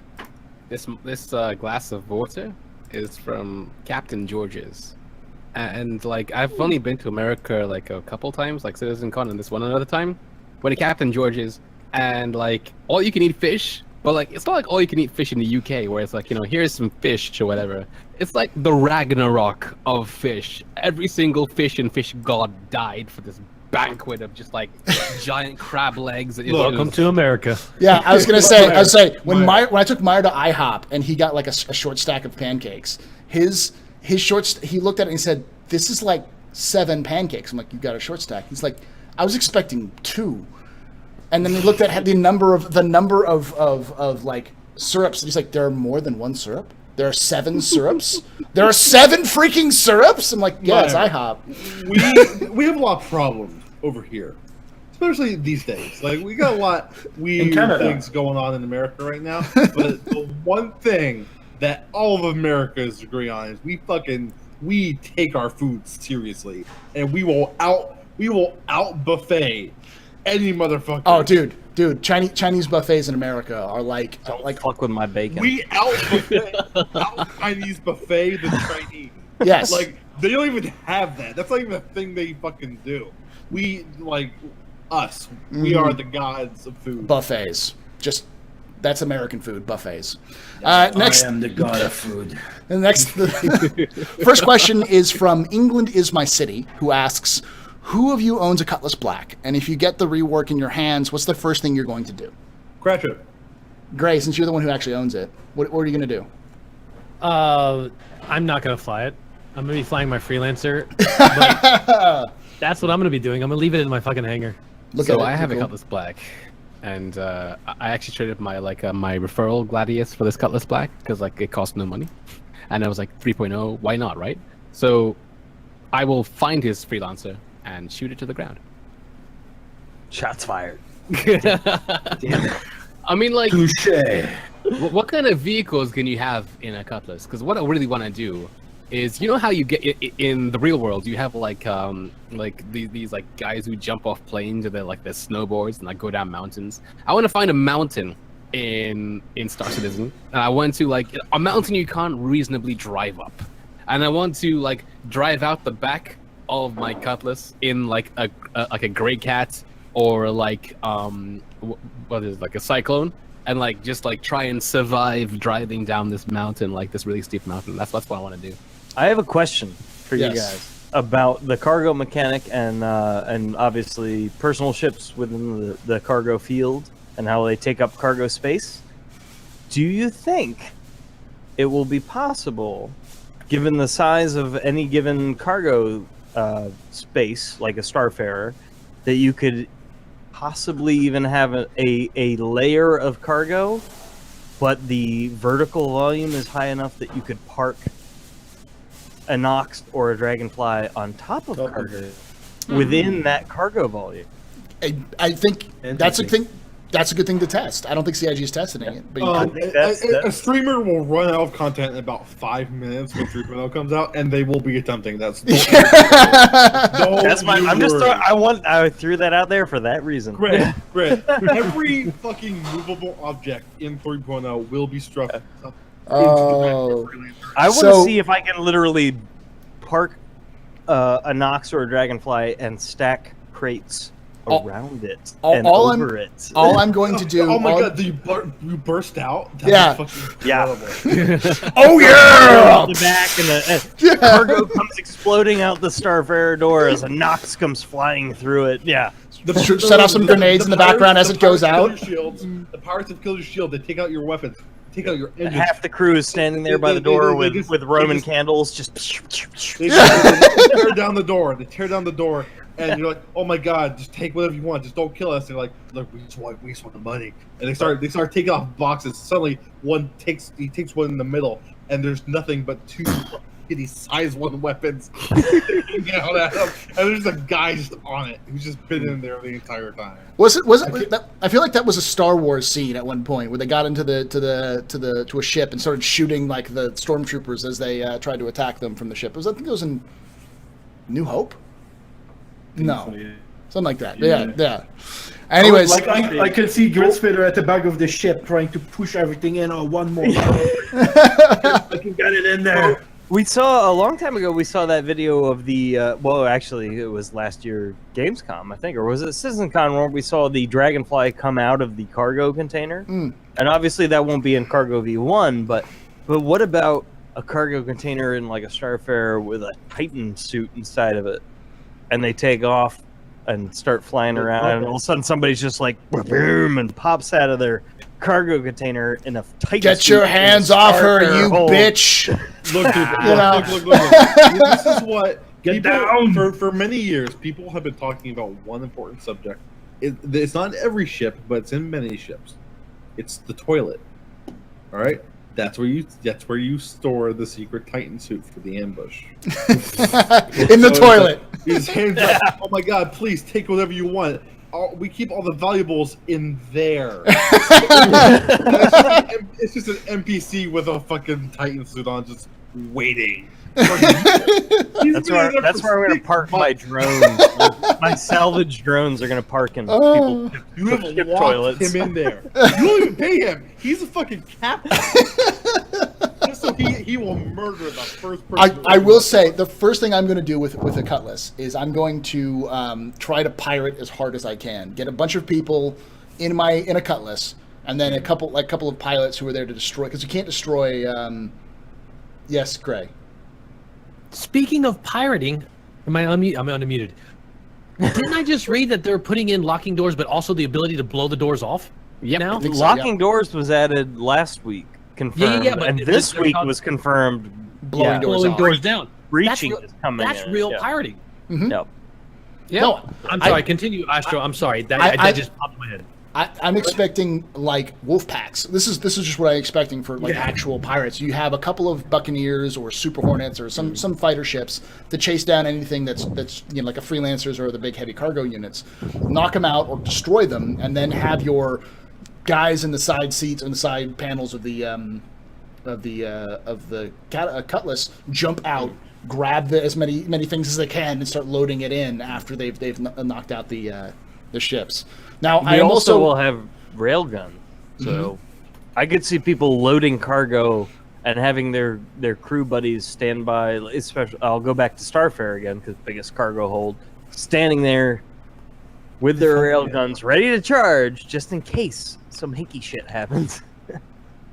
Some people went for tour guide instead of pirate. I've heard. They said it made more money to become a tour guide than becoming a pirate. Don't know if you remember that one, Paul. Oh god. Next question comes from Gay-Headed Gamer, who asks. Again, I'm not trying to be homophobic here. It's just because Gray messed up his name when he tried to make his first Twitch channel, and it still exists. It's still there. No. Now wait a minute. What I did, I made a splash screen, and it was like offline. Gay-Headed Gamer, and one of my mods said, bro, you need to check your splash screen. And I went and looked, and I was like, oh my god. So what I did is I instantly went and made that channel because I know they would. Yeah. So he actually owns the account. So Yes. Right. I expect there to be But glorious this isn't my content from question. that. But it's I'm sure it's from the other guy. Yeah. Who asks, why is Dovak here? Why is he here? I don't know. Why is he anything? Don't your abuse. Fuck this. We have to have a devil. Wow, we actually managed to we did what Reddit couldn't even do and get rid of Dolvac. Oh my god.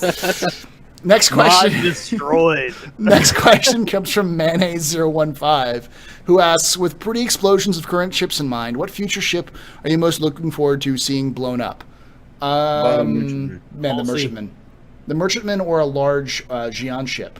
Just because the Xi'an, like... Alien tech, yeah. I would love to see the damage states for, like you were saying, the whole series, because that's something that can adapt. So there's going to be damage states for when it's collapsed, and also damage states given the various sizes when they have their arms full of cargo. And we already know that they are putting in a physics-based cargo dispersal system.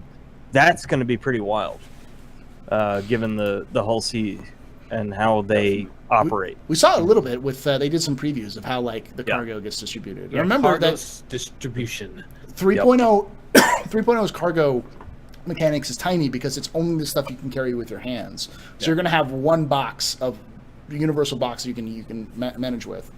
First implementation. Exactly.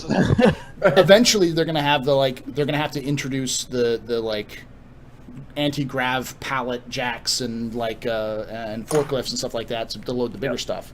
So, next question comes from Commander Z-Man. So, ATV burned down for what? Burned down for what? The whitest. Thank you, Meyer, for making this not the whitest. Dovak is really selling this up. He's gone. I think he just went off to get more booze. That's probably what happened. Yeah. Thanks for putting that on you, Z-Man, and none of us. Mayonnaise. Don't even thank me for making it not the whitest anything, man. Mayonnaise015 asks, what dream features would you like CIG to add in Star Citizen after full release of the game? You've added the right part of that, which is after the full release of the game. I think we're good with adding features in for the release. Dong sliders. Oh God. Honestly, well, you can't be a pilot because your And I'm metrics not don't fit in the talking- captain's seat because your dong's too big. And I'm not talking character creation either. Wow. oh god damn. Oh, this I took can't a even turn. follow this up. I actually had a legitimate answer for this, which was like a colony sim sort of thing. Like you find a spot on a planet or a moon, you set down like an initial habitation, and you buy the rights, or you like try to promote for like NPCs coming in and building towns, a town that you manage, like you as the mayor or whatever, or governor. That'd be cool as fuck because he's talked about that in the past. It also makes sense for content because allowing players to create more assets on these massive moons and planets is beneficial to them in terms of development because we will literally add more content to these things that frees them up from having to do it themselves.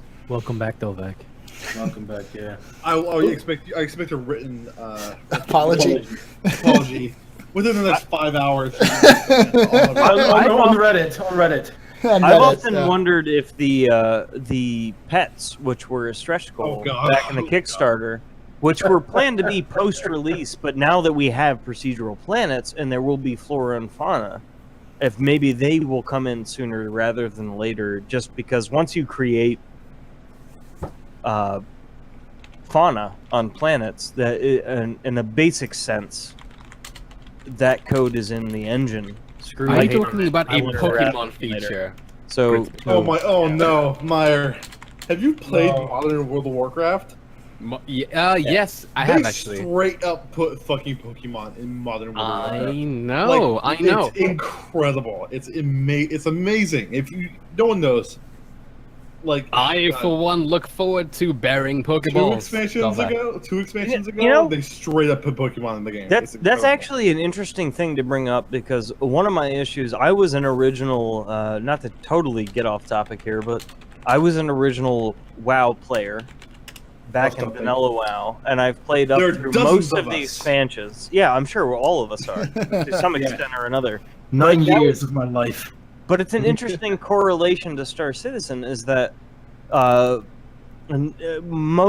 of the updates that have come to WoW over the years have been unplanned, and there have been times where I have played an update and then gotten bored with it because it's grindy, and then a year later an update comes and changes things. That's an interesting correlation to Star Citizen, where that is kind of the plan with Star Citizen post-release, is to keep adding content, changing things.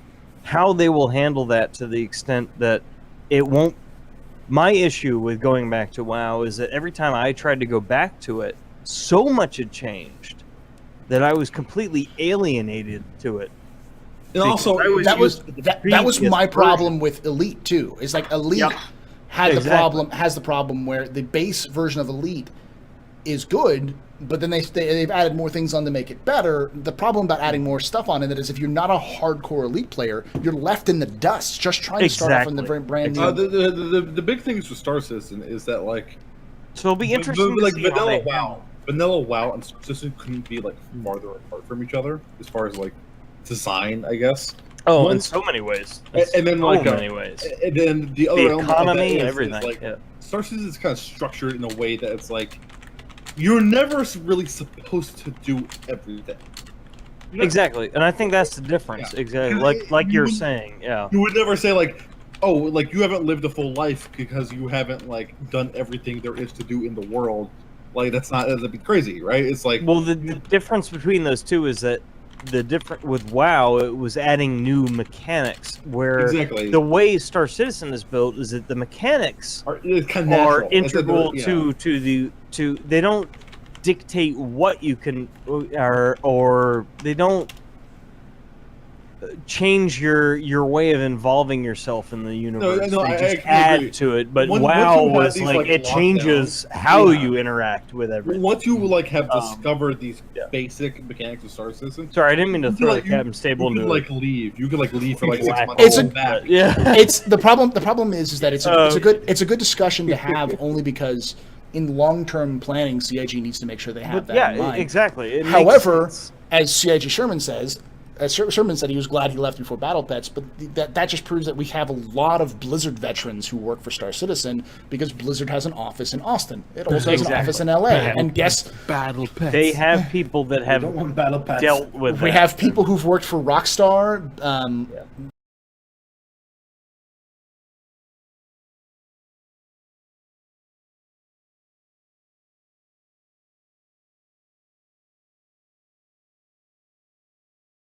Simple as like being able to play poker on a long-term quantum drive. It's not about CIG having to create the mechanics for that.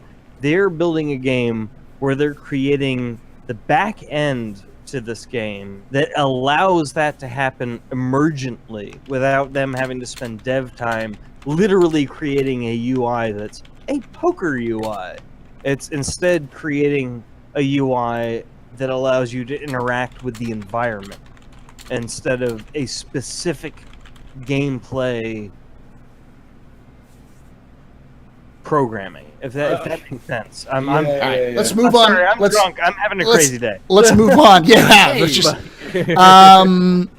Mudfucker asks, do you think Squadron 42 is feature locked as of yet? No, not at all. No. I guess it wouldn't be. I mean, It has to go gold. they- That's the standard when you do single player games. like I think Star I think Citizen- they were hoping to be close to that last year, and then Procedural Planet Tech came on board, and that changed everything. I think everyone has come to that point where they realize that procedural Planet Tech has delayed the game significantly. However, the game being released is going to be a very different game than when we originally happened. Remember, the For original the best possible reason. Yeah, the original best possible reason. the original concept for Planetary Landing is you would have a small area that you could explore, and you would have a cutscene going from space to ground. So it would be very similar to say what Freelancer had. The original Freelancer had, only just slightly more expanded. So instead of just going to a bar, you have a larger area, which would mean that you'd have almost. Here's the planet while you're flying in space. I want to go land there. Here are the Points 4 you can go. landing zones, and you can autopilot into those and then go explore those landing zones. Now we have, literally planet scale. And that was in this most recent schedule update. They were talking about how they're adding more content to that, because even at this stage, with the procedural outpost and everything else, it still wasn't enough to populate them, because they are that fucking big. 2 years ago, case in point, CitizenCon Manchester, Chris Roberts was like, yeah, I mean, like, we're looking into it, but we're not quite sure yet. 2 years later, it's like, yeah, we're getting planetary landings, goddamn! Yeah. And, we're getting visual Okay. planets. All right. It's going to be amazing, yeah. That's what people forget about Gamescom last year. is Let's Gamescom continue to last move year, what on, they guys. showed- We don't have a lot of time left, and we have to get through a lot of these questions. Okay, so we'll do a lightning round. We'll start with Meyer, and then we'll move on to the next person to answer these questions. First question is from Mayonnaise. Do you think there'll be any drop the mic moments or digs at other games like last year's Gamescom presentation? Meyer. Hell yeah, this year's Gamescom. Next. Grit Spitter. The question for you is from MacPie, who asks, which peripheral software do you use to demo Star Citizen? What? What was that? What Sorry. peripherals or software do you use to demonstrate Star Citizen when you play None. Star Citizen? None. I stream it on Twitch and play the actual client. Yeah. No, but I mean, like, you don't use sticks joystick or... Peripherals. Yeah, Peripherals, yeah. I actually have a joystick, and I do mostly keyboard and mouse at the moment. Yeah, I'm kind of with Grit on that. Mouse and keyboard is. Actually, real quick, I'm going to throw this out here. I've seen a lot of this lately on a number of podcasts. There seems to be this mentality that you can only use one and nothing else.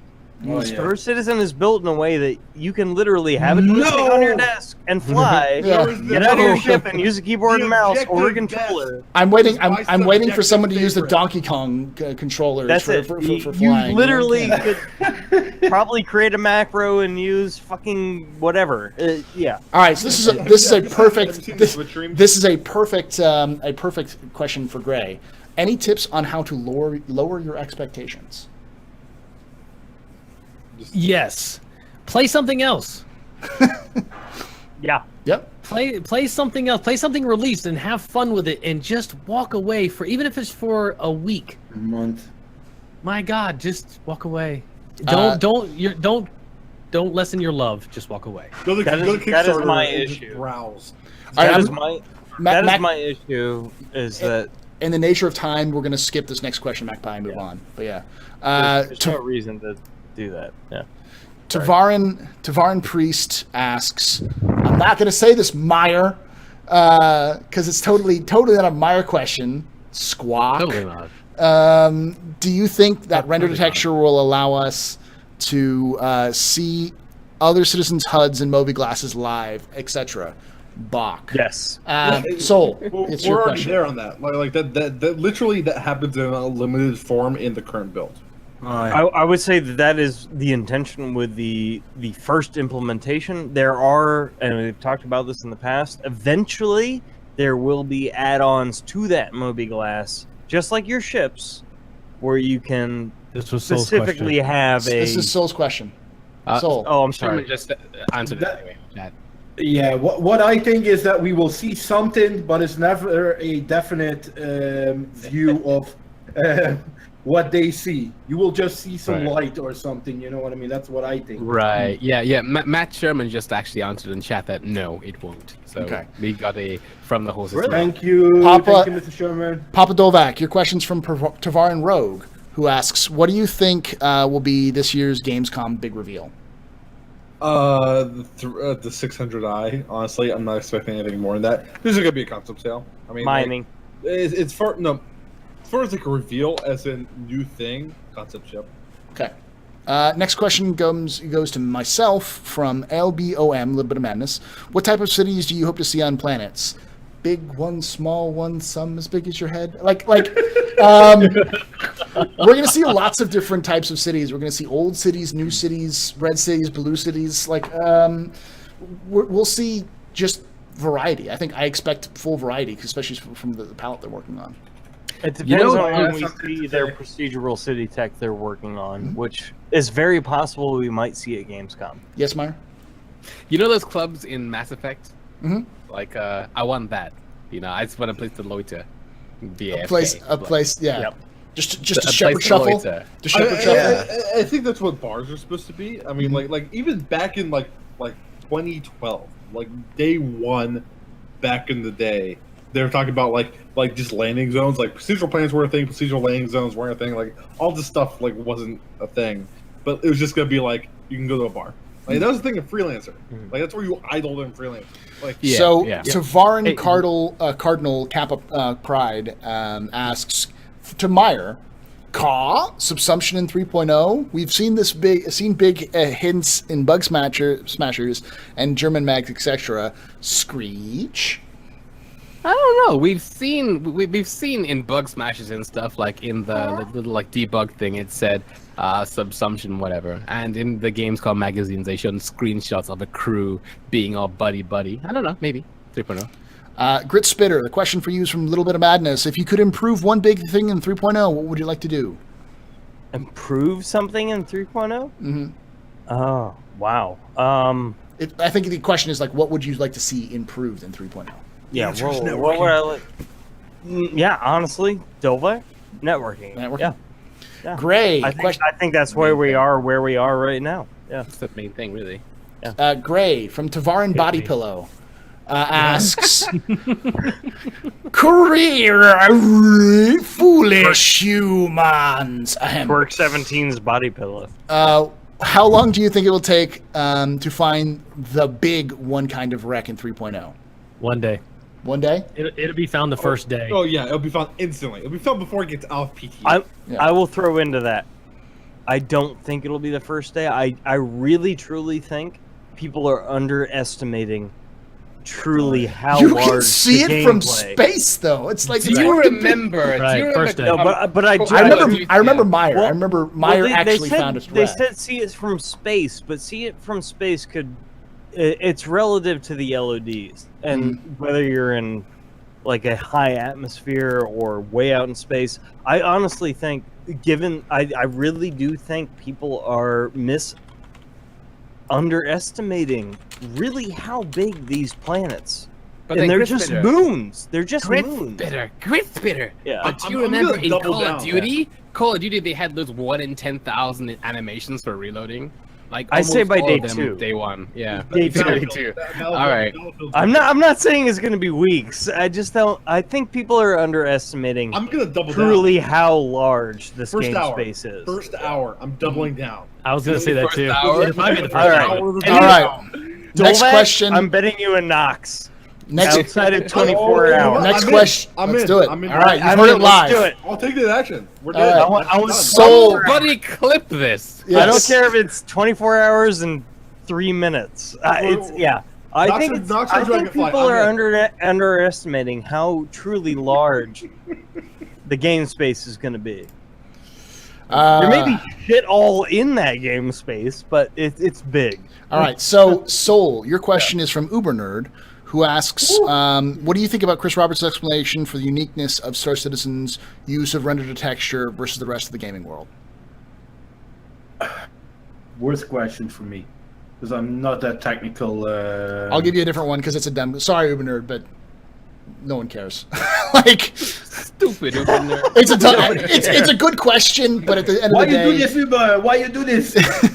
Mayonnaise asks, do you think having a beard makes you better at playing at Star Citizen? So Yes, Soul. and I shaved mine off. I shaved He's mine now off a for the people scrub. that know me. For the people that know me, I normally have not as long as gray-headed's one. I think the thingy, but I have a beard normally.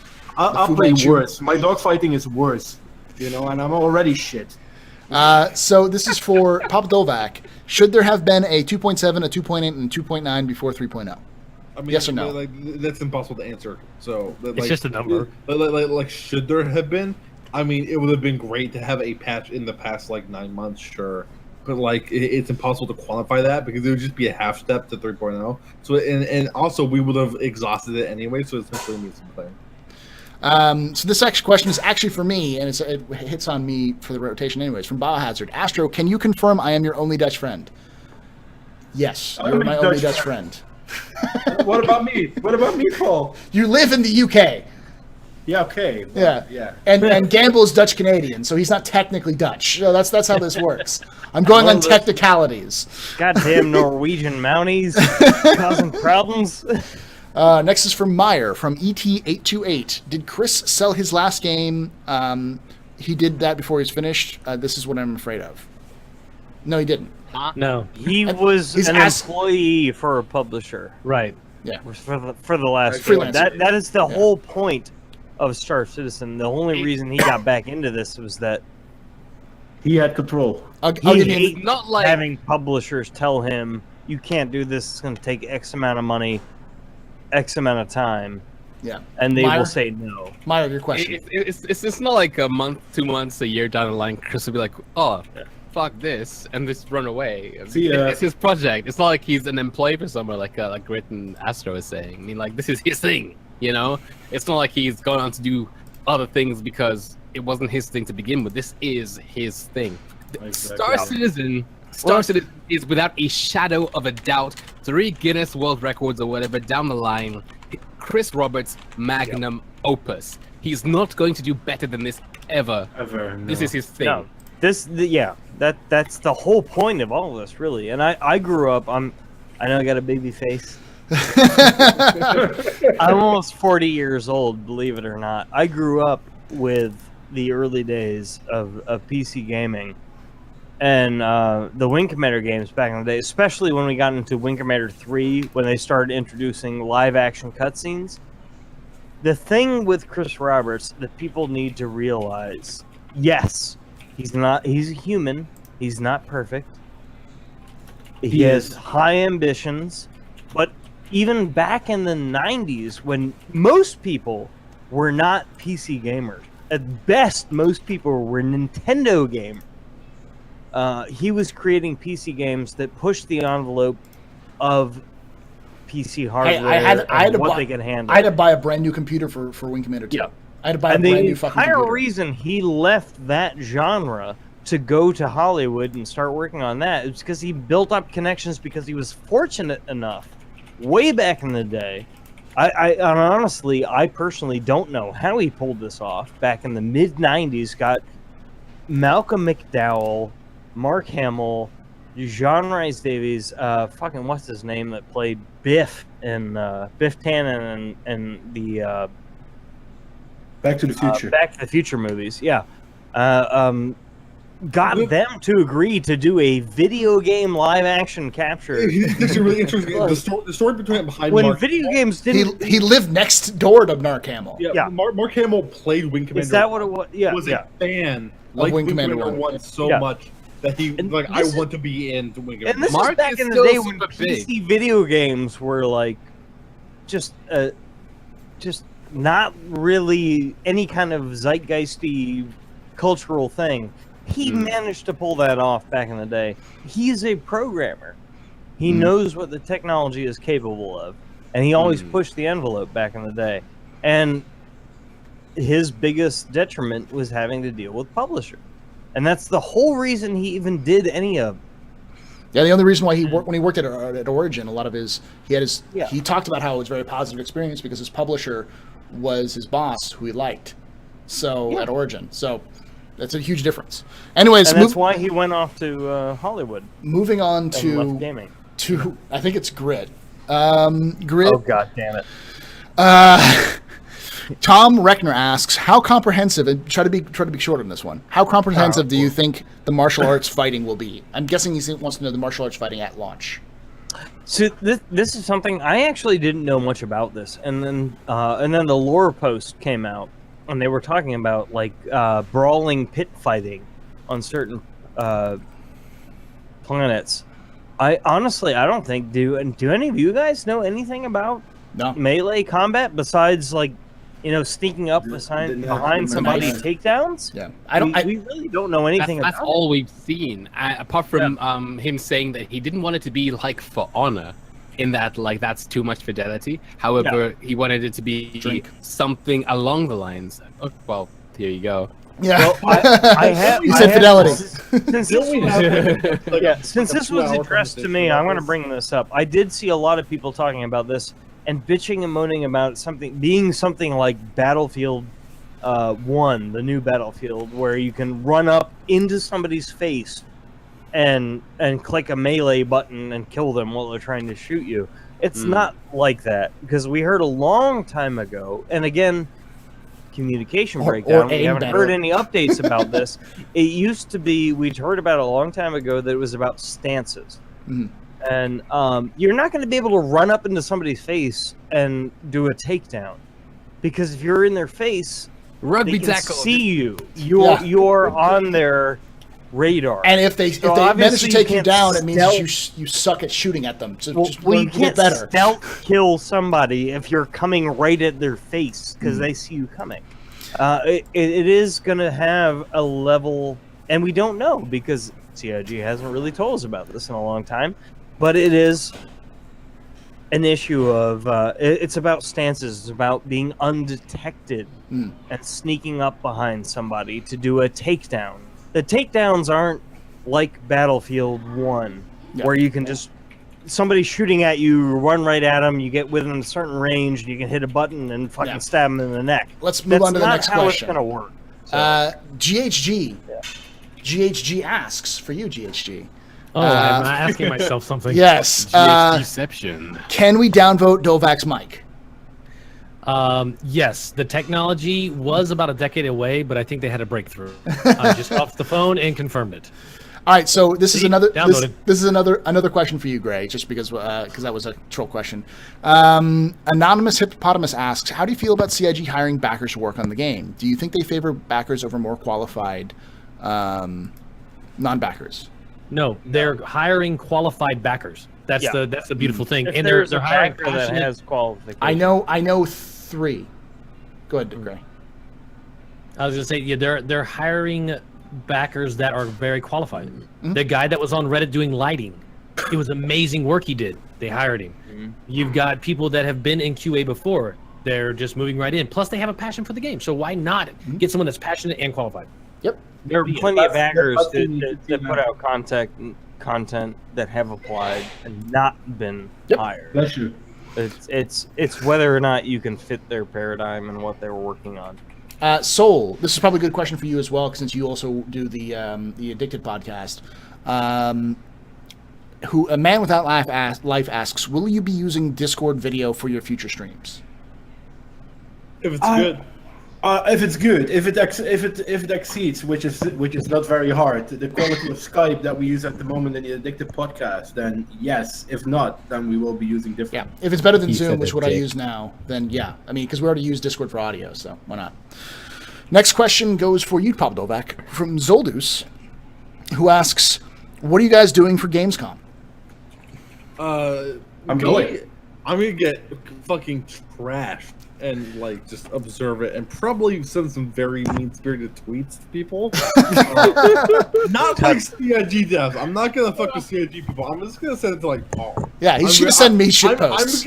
If I am not pleased with the quality of the Gamescom, I'm gonna touch myself I'm and gonna, use like- salt for lubricant. I'm gonna tweet at Paul, and I'm gonna be like accusatory, like he caused it. Like fucking, they're exporting us with these goddamn content sales. I'm just gonna tweet that at him, just, as if he did. And Zoldus did message me earlier because he's actually in charge. If anyone here is from, anyone who's watching is from Sweden, Zoldus has set up a bar citizen for Gamescom on August 25th at the best bar in the universe. It's called the Kappa Bar. Nice. Not even joking, the Kappa Bar in Stockholm, Sweden. So if you have a chance to do that, look up at barcitizen.se. If you're in Sweden, go do it. Just do it. Hey, Paul. Paul. I just got a message from someone at CIG. He said there's about 10 people that started off as backers and fans that are now working with CIG. Yeah, I think I know of 4, and all 4 of them worked in either software or game development before they worked in there. Worked at CIG. And all 4 of them, I think, work in Austin. Yeah, It's a good thing, you know, having an employee that is and qualified and passionate. I think Yeah, most that's people the were best combo, you know? backers. I think there were most of the employees were backers before they got hired, just straight up. Let If alone you go back community far members. enough, definitely. Yeah. I miss Mark Skelton. I miss the gold shirt. Coming back on Gamescom, I will be going and I will be drinking a beer with Mr. Meyer. Yeah. Go to Gamescom. Mr. Mir? And Sitcom. What day are you going on Gamescom, or what day? I will be. So my parents live an hour away from where Gamescom is held, so I will be home nice. I will be home for about 2 weeks in the Netherlands. So I will be. I think I have all of the days sorted. So. Oh, sweet, awesome. Well, I'll see you there. So the next question comes from me from Tavarin theoretical physicist who asks, "Caw?" These are all the same people. Yes. Right? Yes. Did They're you all say Meyer. from me? No, from Tavarin theoretical physicist for me, who asks Caw. So we'll be getting ship in ship. We'll be getting ship in ship in ship. Caw tilts head. Yes, because racks on. I'm sorry. Yeah. I think. Wait, so we know what ship in ship is, right? Like you can get a ship in a ship, you can log out, you can get the ship back, and when you get the ship back, it has a ship in a ship. So if you have a ship that has enough space to get a ship in a ship, but you have enough space to get a ship in a ship, are you saying that you can get that ship in a ship in a ship? Yes. Okay. Well, think about it. If you have a large carrier like a Bengal, or even like a javelin, if you have you should be able to land a constellation. A constellation has both a Merlin, and you can put another ship in the cargo bay. So you could actually have 2 ship in ships in one ship, which is actually in another ship. It's just how the technology works. The technology is designed. You could have infinite numbers because technically, if you put a ship in a ship that's on a planet, it's actually in another ship because the planets are also their own zones, which is in another zone, which is the solar system zone, which is its own zone in the whole universe. That's how the whole damn game's built. I'm so zoned right now. Next question comes. Can I throw something out to that just real quick? Very short, Ray. Great. Yeah, I'll try to be really quick. I think a lot of people don't understand. There's a lot of technologies that CIJ is using that aren't new technologies. It's just the fact that they are taking a variety of technologies and combining them in a way that nobody has done before. And that plays in part to the ship and ship and the streaming object containers and stuff like that. They're assets of all of these technologies that have been used in various games for the last 5 years. The one thing they're doing that is very different is taking a lot of these technologies and combining them into one service. That's the whole purpose. That's the reason why, for instance, even though the render texture thing isn't necessarily new, exactly, it's new because it's being used with everything else. They're taking a lot of things, combining them, and also expanding upon them. So Arctic Games asks Meyer, because we're still to do the rotation, what will you do when 3.0 first comes out? We answered this question 8 questions ago. No, we answered about the Cutlass. I do the same thing. Okay. You're going to kill me. Next question for Meyer comes from Little Bit of Madness. Okay, I'm about to blow you up in your Cutlass. You run to your Nox and Dragonfly and get shields up.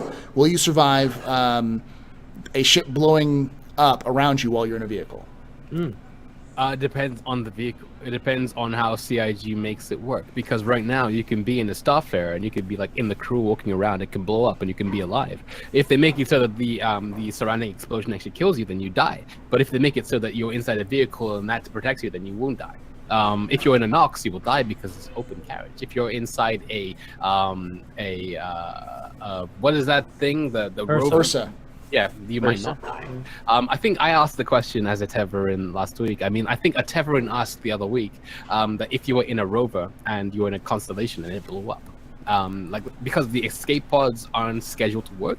Well, if you went into a rover, well, the rover could be your escape pod. You could deploy the rover. Could you survive in that? I think Astro said maybe. Yeah, I mean, it has its own oxygen sources. They have their own oxygen sources. The answer is maybe. Yeah. Next question. I think it'd be awesome.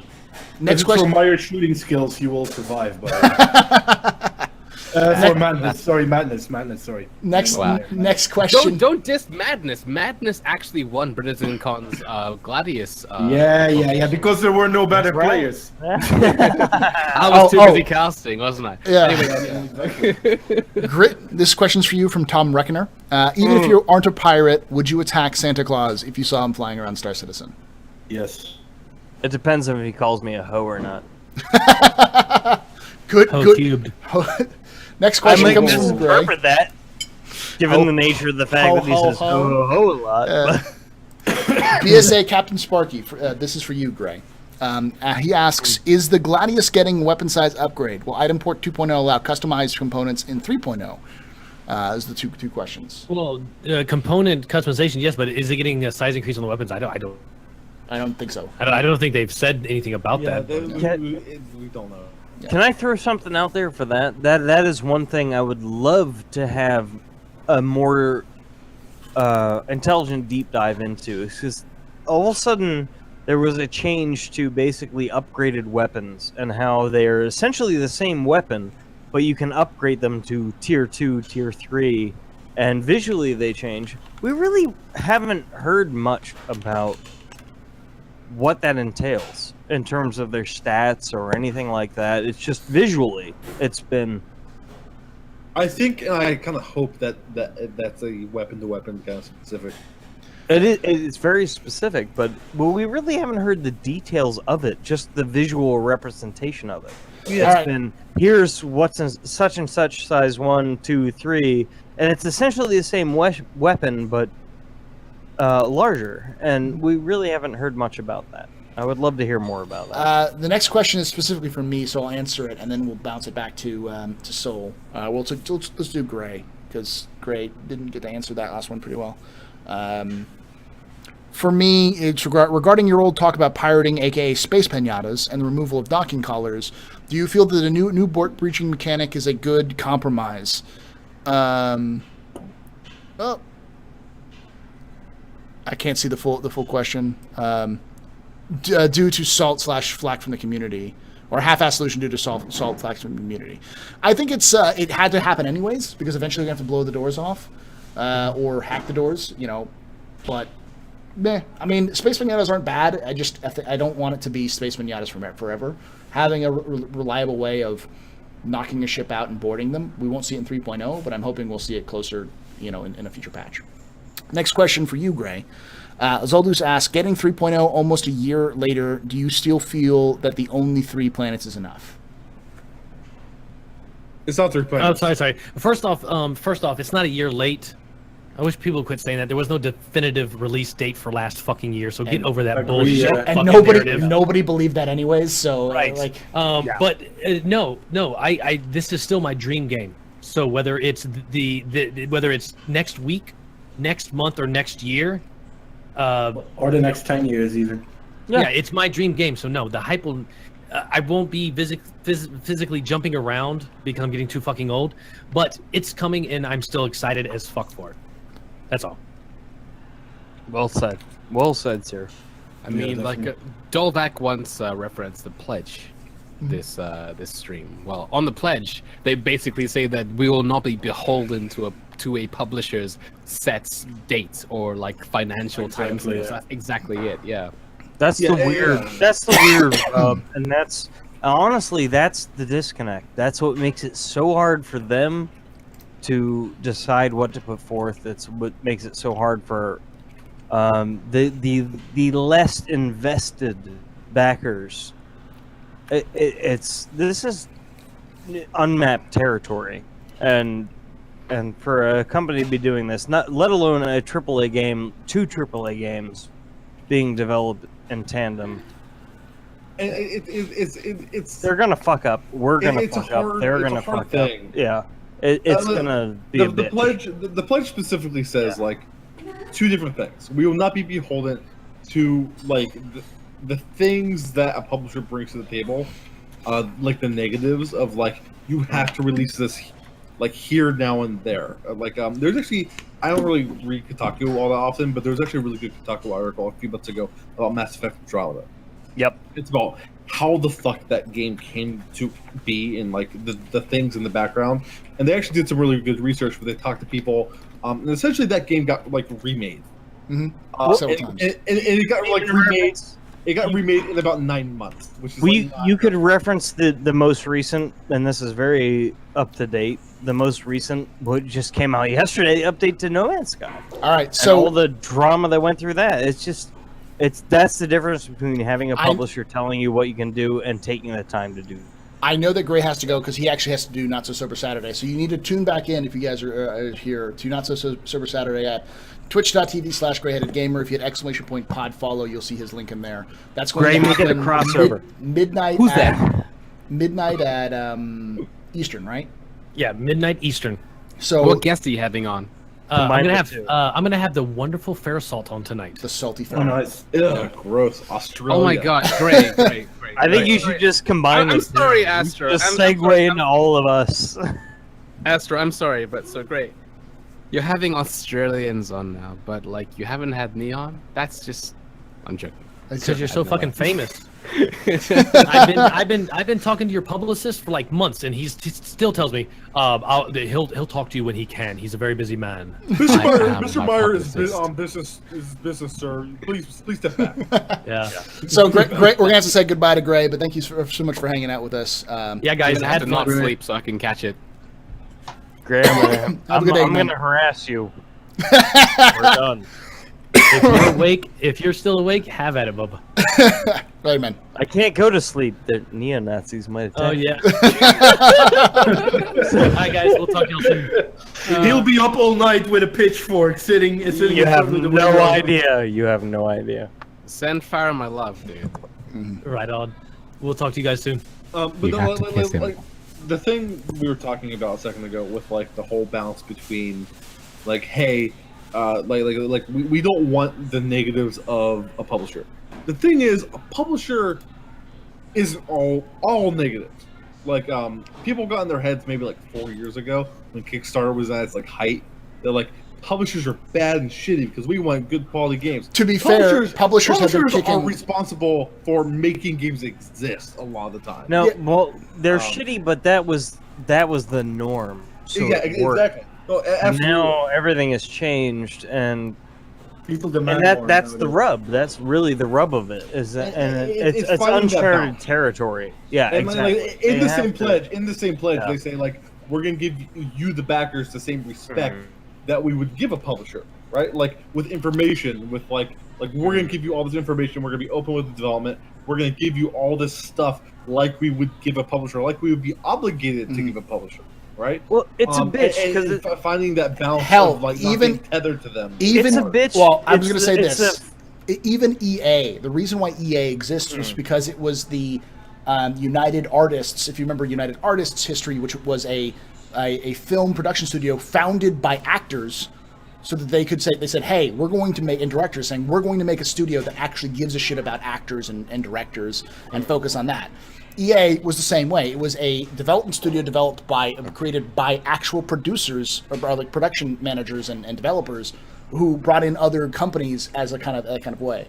What's happened over the years is it's become super corporate, and I think that was the biggest issue that people had, was that you have Ubisoft who kicks a game out before it's finished baking because they need to make the money, and then you had hundreds of other titles that had been doing the same thing. They were kicking things out because they wanted to make release dates and make money, so they can hit that sweet like release date. And you had other companies that weren't doing it. Blizzard, Valve are both notorious. Riot are all notorious for saying shit's there are going to come out when it multiple comes out. factors involved. The issue is here. Star Citizen CIG is doing something it hasn't done before. They're hiring producers and community managers that are used to one way of doing things that doesn't work with this situation, but it also becomes a situation because of that very nature that nobody really knows what the fuck they're doing at this point.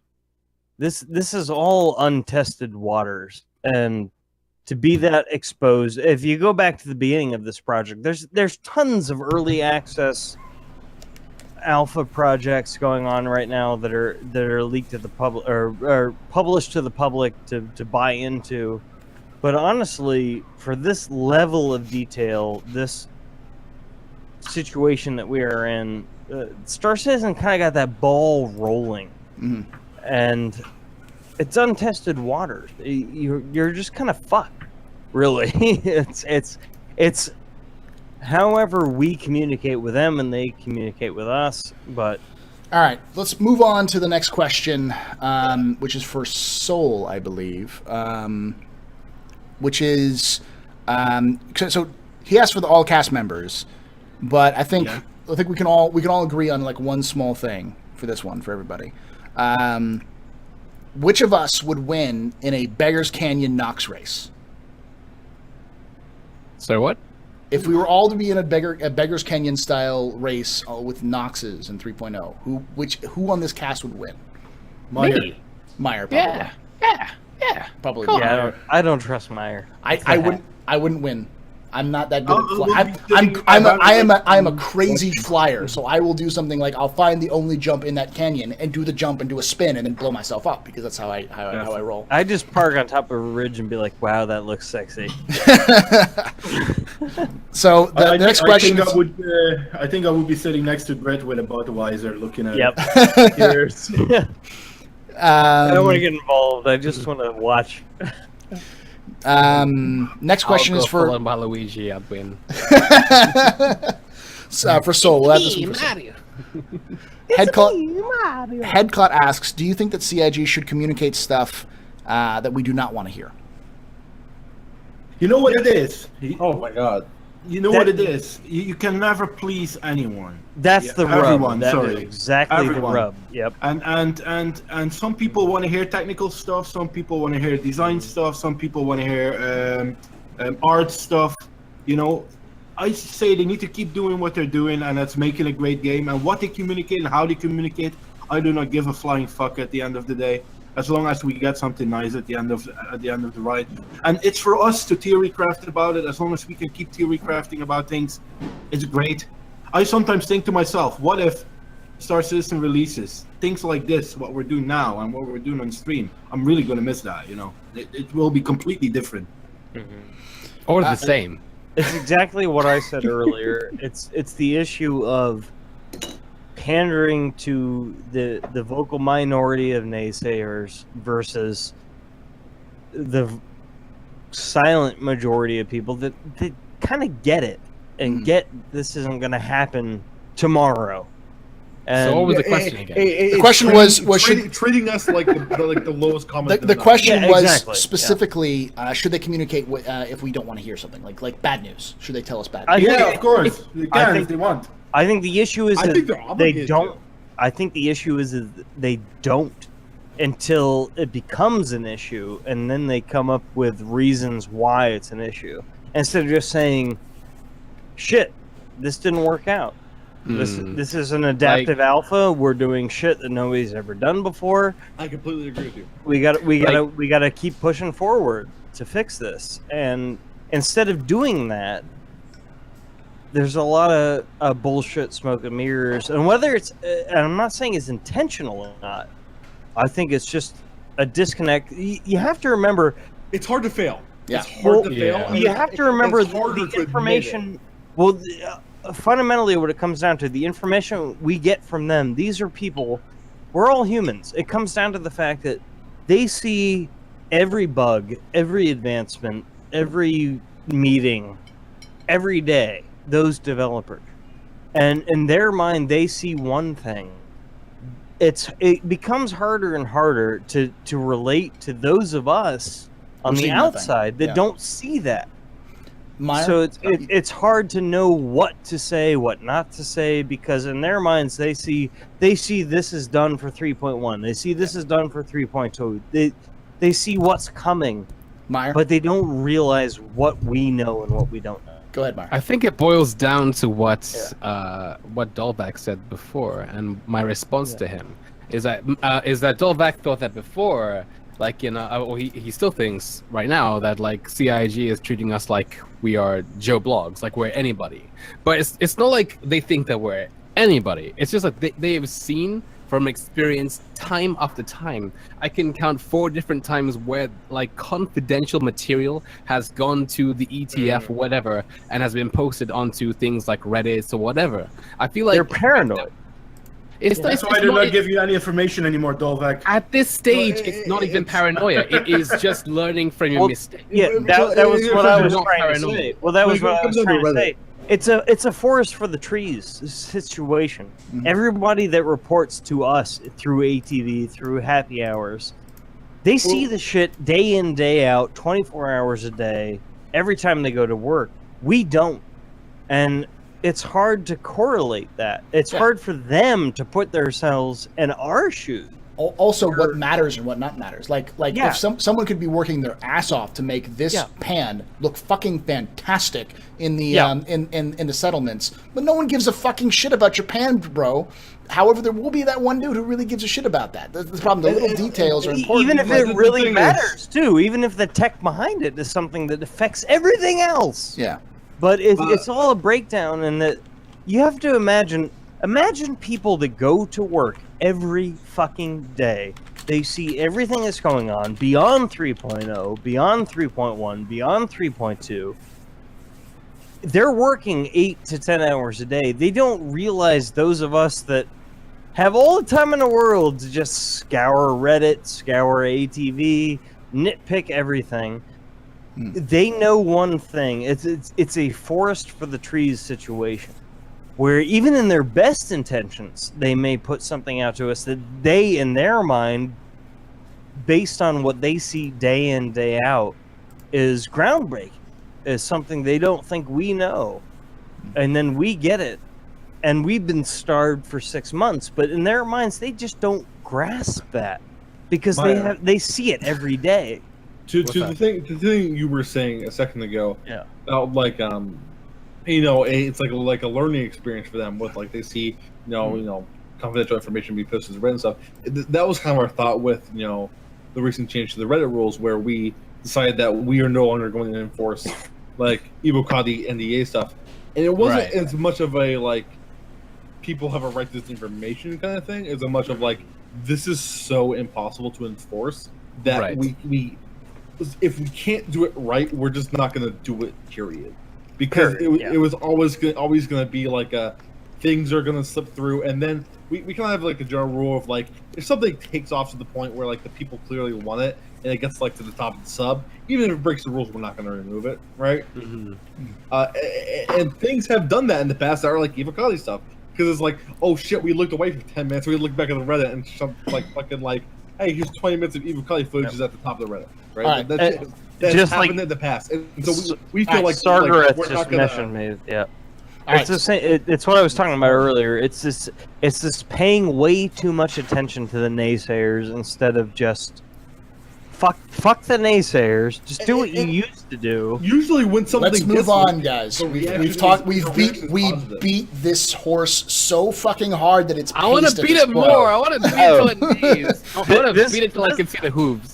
Beat This it horse, blue. this horse isn't even meat anymore. It's now like it's spam. Blue. It's We- blue. We've liquefied it, put it into a can, and pressed it down. All right. It's So done. the next question Maybe is it's cool. for Papa Dovac, who asks from Night Rider, do you think 3.0 is feature locked and just bug fixing, or will CIG keep adding items for the weeks? So they're absolutely going to keep adding next to it. Like we actually got that hard answered in the chat Friday. like a little while ago. Yeah. No, in the chat. this chat? a little while ago. They said I that. spoke to that earlier. I think they're focusing because of the negative vocal minority. They're focusing way too much on polish for an alpha.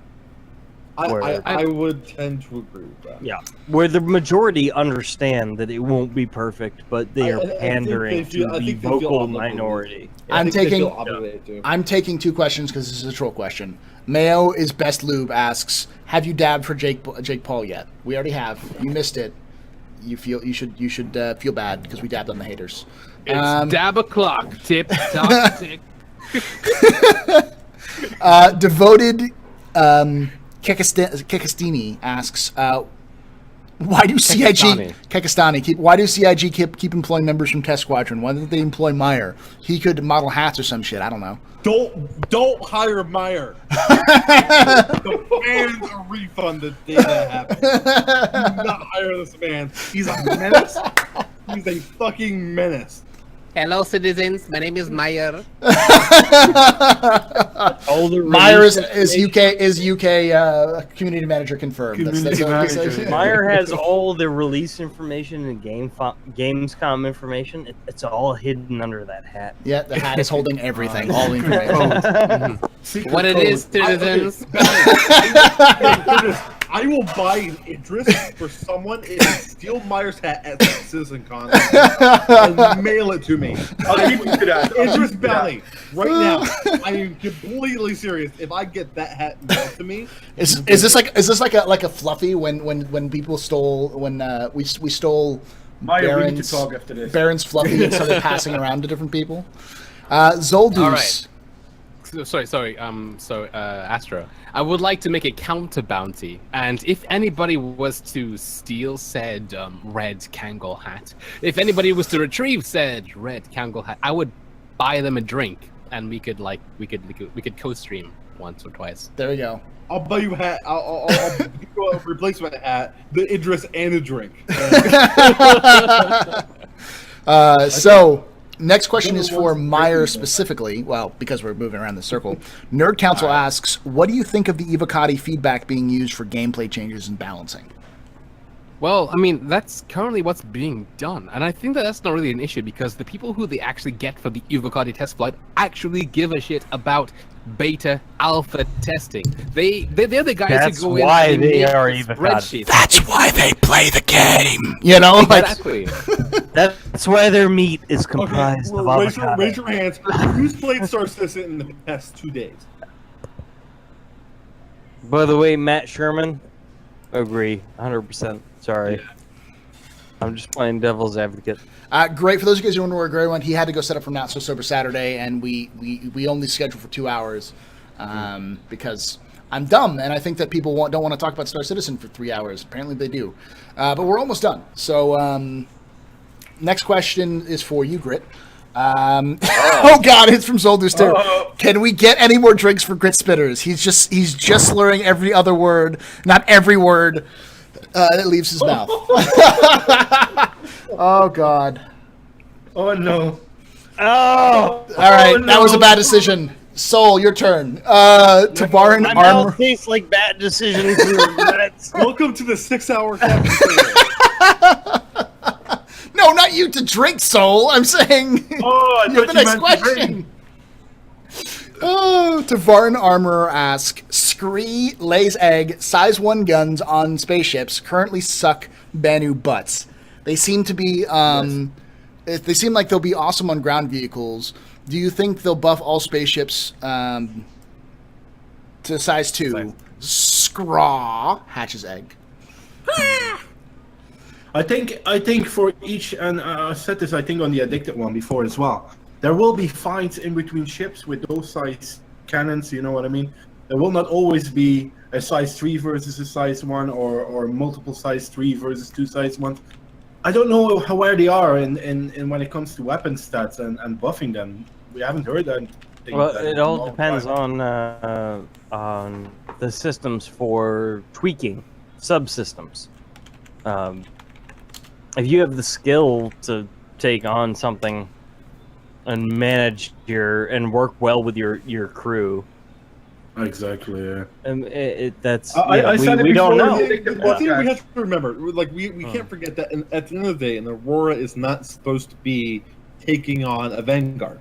No, It's that's just true. not. Yeah. Also, Jason Novak. also, size 1 But weapons maybe 4 Auroras are effective. working together. Size 1 weapons are very effective on ships because they don't overheat much, and because they don't draw as much power. And think about this: if you're in atmosphere of a planet, you're not going to have the same situation where you can stop, do really crazy turns and stuff like that. So if you're facing, oh shit, Your Grit Splitter is dead. I'm the new Grit Splitter now. yeah. Look at me. Look at Look me. at me. I'm the captain now. I am the Splitter That now. was very insistent. So I'm you thinking, hit me over there as well now. Just put me on both. Novak. There are people though, which will fly a Aurora and will completely shit all over people in a saber. Absolutely. You know what I mean? And that's some It's of the also value skill. of the game being skill based. That's some Skill, of that value. exactly. Yeah. But at the end of the day, the Aurora is like the Aurora is great because it's flexible. It's a cheap ship that's super flexible. It can do many things, and it can also if you deck it out right, it can put up a fight in combat. It has that ability. But at the end of the day, what are you eating? Mayonnaise. Oh, what the fuck! Jesus. But You're no, Norwegians like, and eating mayonnaise. it's very. I'm Dutch, Meyer. I'm Dutch. But, and I don't care if you're you have, Japanese. if you have like a Vanguard Warden, you're not very flexible. No. You're not going to be doing cargo missions. You're going to be doing very specific things that are combat focused. And so, like, that's the trade-off there. True. It's going to be interesting. I think, and coming back on the question, I think depends on what kind of pilot you are. But I think the game hasn't been released fully yet. You know, 3.0 is going to change things and going to open doors for changes. And there will be so many patches in between now and release that everything could change. You know, where were we a year ago with certain weapon types and stats? Where are we now? You know, you can't really say it. You know, it's hard to say. It's really hard to say. all right. So the last 2 questions we have, which will be pretty quickly. Do you We think? have to figure this out. Who are we going to lose next? Are we going to lose like another one? Are we eventually all going to kill off? I'm sure We Grit like will be Grit. back. Grit is currently in kind of a war zone, so I wouldn't, you know. Grit may actually be dead. I'm going to feel bad. I actually I'll he find might that out. be injured. I really hope he's okay. There's a significant chance that Grit is fighting someone right now. Yes. No, goddamn. He could be puking as well because of that. Little... He could be. I hope that's what it is, not whatever the other things. Yeah. Headclot asks, do you think we might see Half-Life 3 or Left 4 Dead 4 before Star Citizen's release? No, because both of those aren't happening. We may see the other card game though. Yeah. God damn it. And also, if we don't see Squadron 42 at CitizenCon, there may be a similar amount of booze. Yeah. As the Dota card game. Yeah. Next question comes from Notorious DYD. This is going to be the last question. Sorry, Notorious. I know you asked another one. Don't know if anyone has asked this, but will there be a reason in game to take your helmet off while in space stations, truck stops, landing zones? Seems odd to talk to players, NPCs who are walking around in full battle armor all the time. Oxygen. You're using your oxygen in your suit wherever you're walking, so you have to take your suit off in order to not walk with it. You can't flip up your visor. Do we know 100% that your suit won't pull passive oxygen from around you? Yes. I don't think so. That sounds stupid. Oh, Myers, you sound stupid. Myers look stupid. Myers become nothing but the hat. He has now become the sentient hat. He has returned to his original Meyer hat. Meyer status. I am Hat Meyer. Yes, indeed. just see it. Just about. Anyways, that's going to be our last bit. Hopefully, Grit's okay. Thank you guys for showing up here. If you guys have a chance to, please do follow everyone here at the captain's table. For some reason, Podfollow isn't working properly, so let me activate it right away. It's because it's disabled. There we go. Podfollow. There we go. I'm alive. So thank you. Follow all these people here. Thanks for them taking their time out to be out here. We will be doing this again live next week. It's the week before CitizenCon, and we have a couple people who've already confirmed. Gray, you're not dead. Thank God. We wanted to make sure you were okay. Or Gray. That's not Gray. Sorry, Gray. We don't know about Gray's stats right now. Sorry, guys. We want to make sure you're okay because we know the situation you're in. So, I'm gonna stick around for a minute. We're finished. We're finished. So we're wrapping it up. Anyways, follow all these wonderful people. If you guys are watching this live, thank you. If you're watching this on YouTube, sorry guys, you can watch us live every Saturday, 3 p.m. Pacific, 6 p.m. Eastern, 11 p.m. BST. And like I always say, hope to see you guys again soon. But if I don't, hope to see you someday in the black. Have a good night, guys. That's racist.